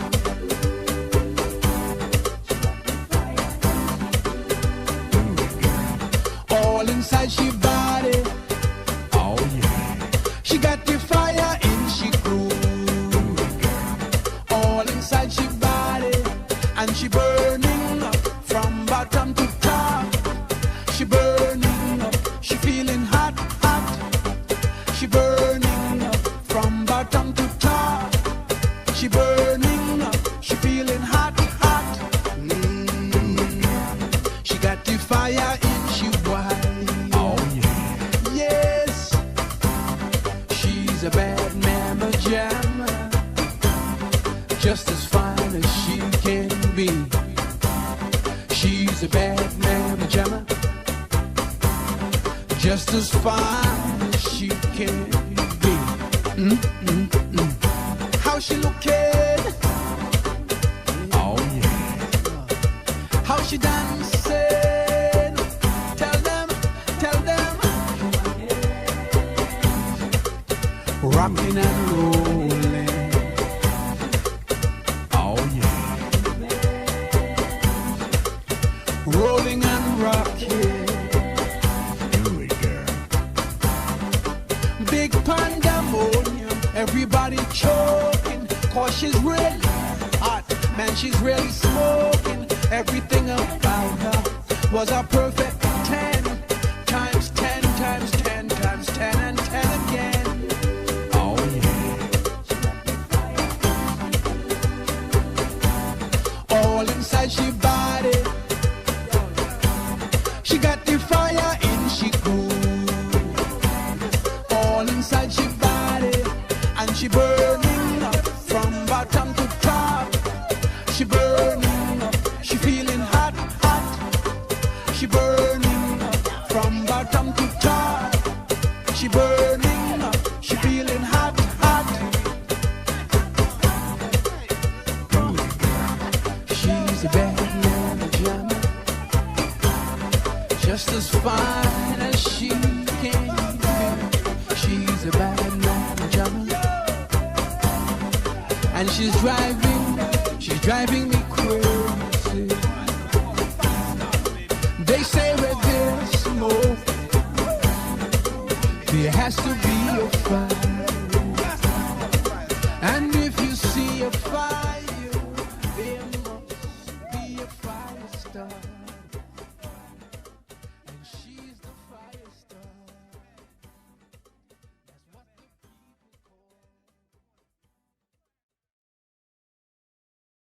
Good. Okay, ladies and gentlemen, welcome back to the fourth and final quarter of the final game for the third night. The Emerald Ballers taking on the CGCG Achievers out of Nevis. The CGCG Achievers, the score higher, they are 62. And of course, the Montserrat Emerald Ballers, the score is 47. So here we are, number 6 for the CGCG Achievers. Mr. Doe, he's fouled, ball on the side, and foul committed there by Mr. Rashawn Fenton. Yes, Rashawn Fenton, he committed that foul. Ball goes to the side, and Mr. Doe for CG Nevis having the ball. So he goes to give an alley-oop pass, but nobody there to receive the alley-oop at this time. Yes, and Montserrat has started this quarter with a bit of a bang, pulling back some of those points. Even though we're still trailing by 15, it was more at the end of the third.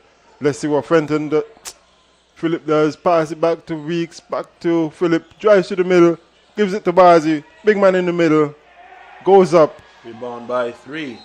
3 for Hodge. Hodge there for the Vision team. So the ball looks like it's going to remain with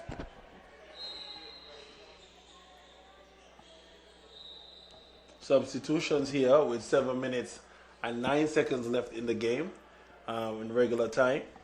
Substitutions now. Checking in. And that's number 10, Wade. And Osborne checking in the game. And checking out is 11. So here we have Cecil, guarded by Rushy. Fenton, crossover by Cecil. He's guarded by Rushy. He goes to the cup. And it looks like a putback there by number 3, who is Hodge. No foul called. Yes, Cecil Reyes went hard to the board, was expecting a call, but didn't get what he wanted. We've got Weeks to the middle, put it up, spins around the rim, and it goes in. 2 points there for the Emerald Ballers. Well needed. 47 to 49 to 64. So here we have number 6, who is the danger man, Doe, for the CGCG Ball Club.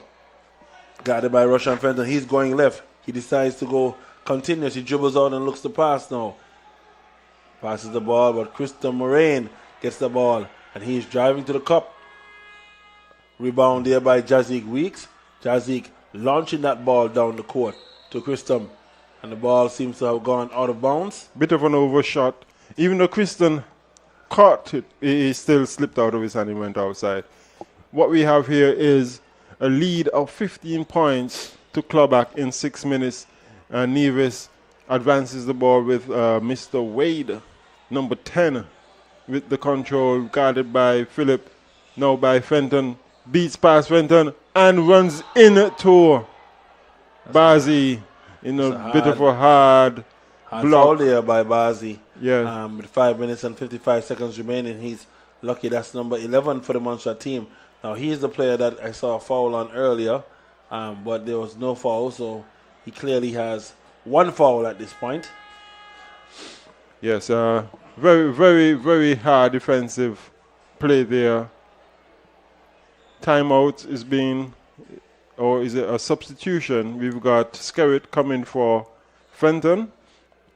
And Rushy seems to be a little bit concerned. So Rushy checks out, gets his legs, and you have Cleveland Skerritt checking in for the Emerald Ballers. Score 49-64, 15-point lead for the CG Achievers out of Nevis. And here's number 10, taking some dribbles, takes a jump shot, free throw shot, and he misses off the back iron.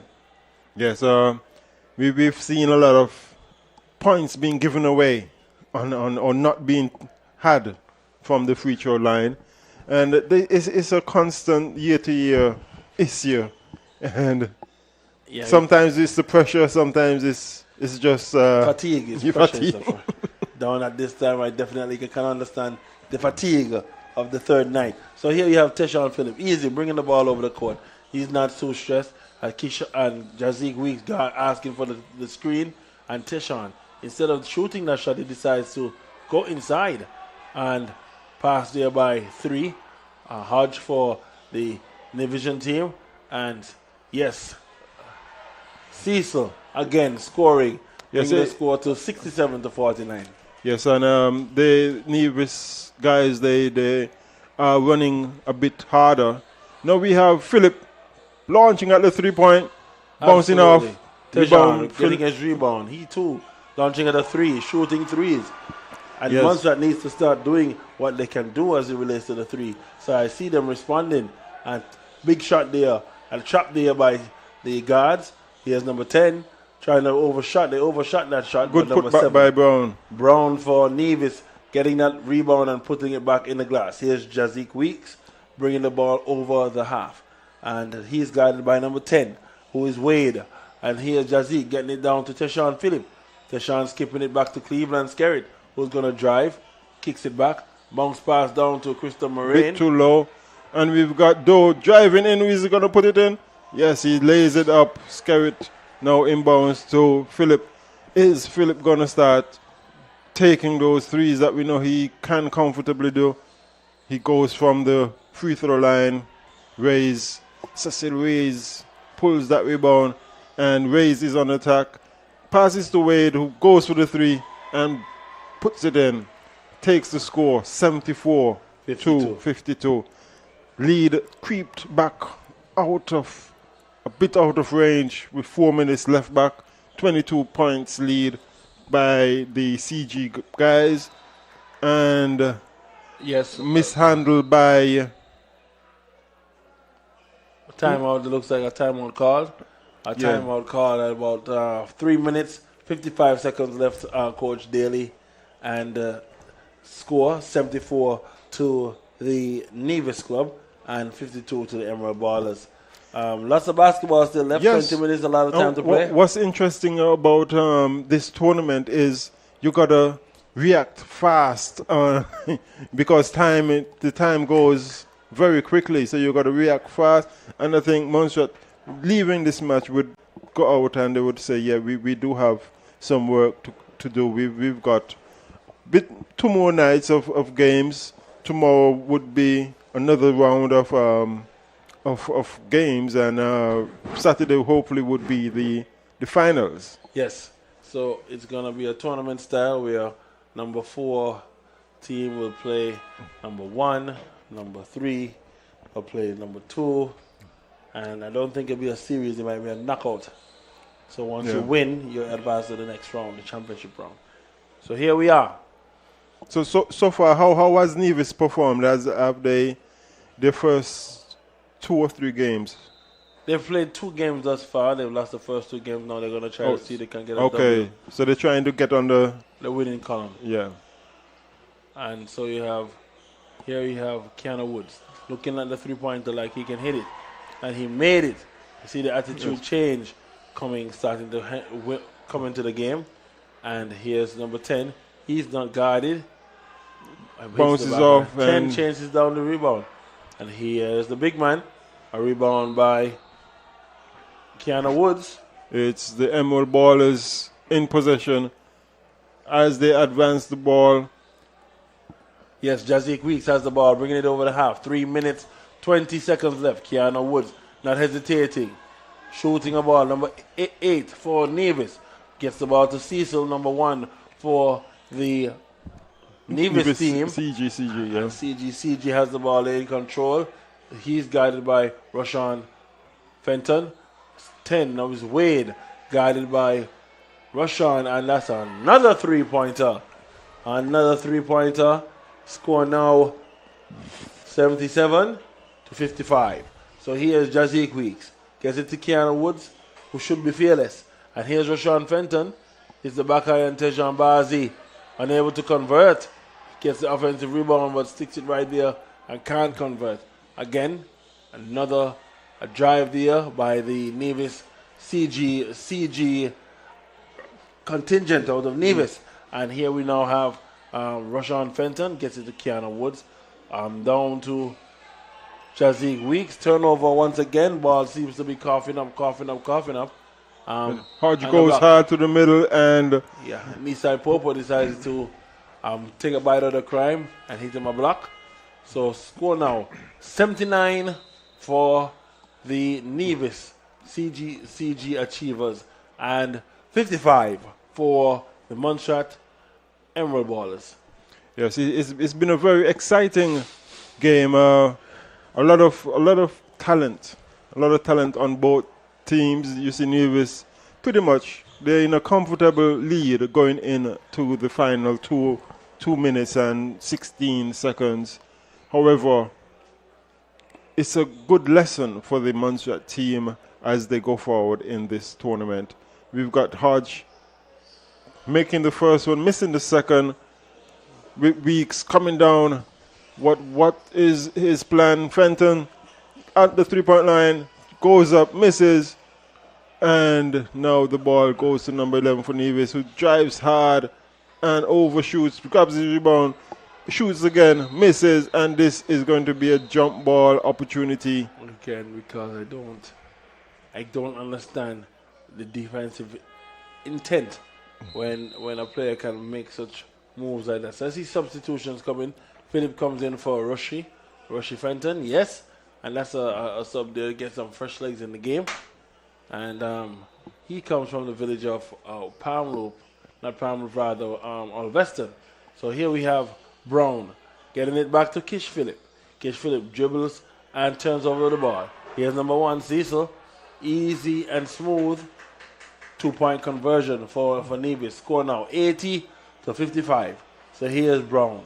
Brown's going to look for an open man. Steal again by Cecil. And it's a 2-on-2 situation. Jazik Weeks gets the ball, and he is now in transition. Does not convert. And number 3 for Nevis changes his direction. Bit for you a step there. And Hodge back with the ball, gives it to number 8, misses. Hodge rebounds, and that's one of our recurring issues, grabbing that rebound, getting that possession after that shot goes up. Montserrat has struggled all evening with that, and it has shown in the end. We've got Brown with the ball, driving to the middle, puts it up, and he bangs it in. 1 minute remaining, my brother. 1 minute remaining in this matchup. And the score, 84 for Nevis, 57 for Montserrat. Number 1, Cecil has the ball. Cecil steps back, looking to get a shot. Cecil flicks his wrist, and the basket is not good.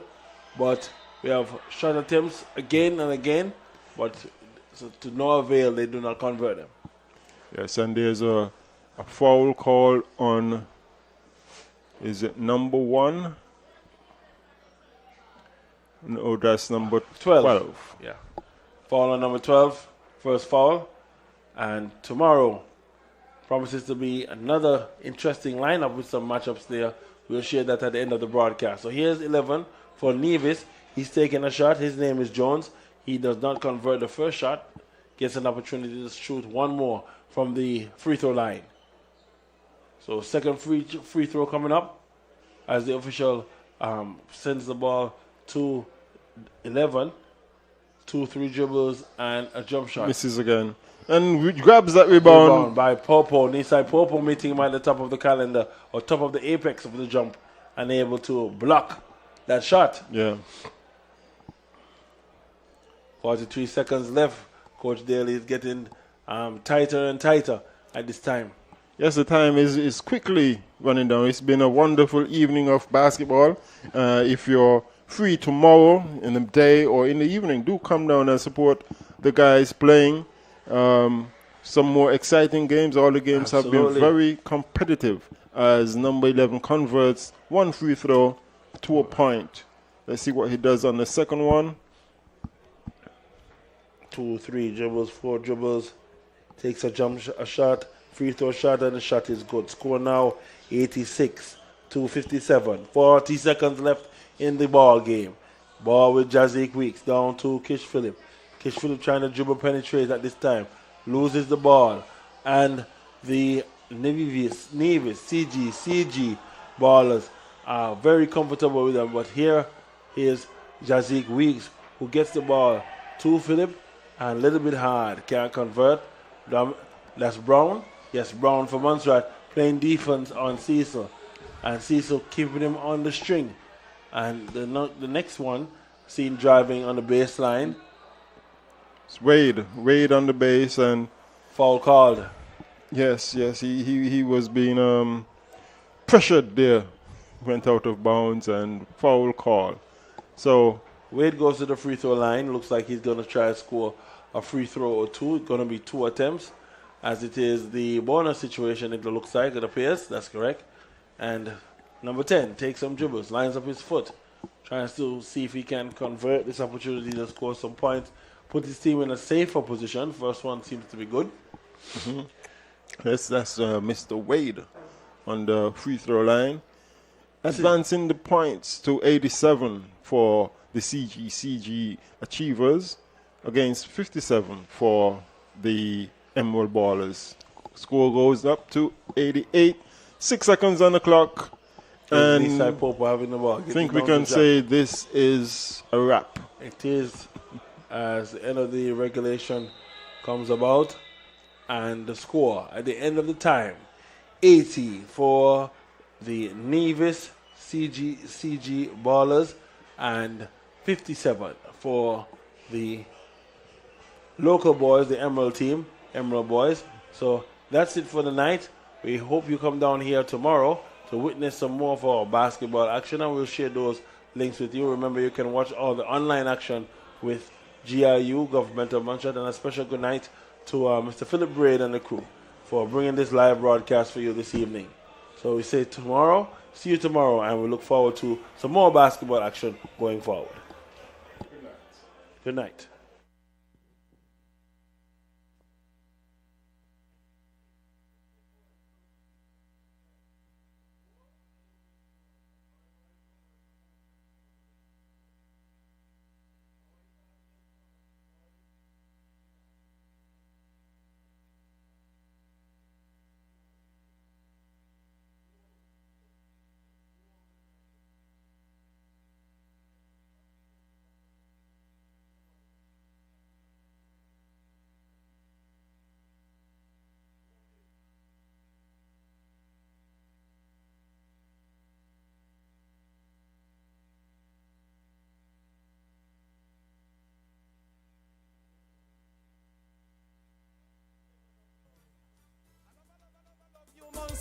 Yes, you're mine. Yes, you're mine. I love you, Montserrat. Smiling faces, warm sunshine. I love you, Montserrat. Down by Fred Murphy, boss a lime. I love you, Montserrat. Sweet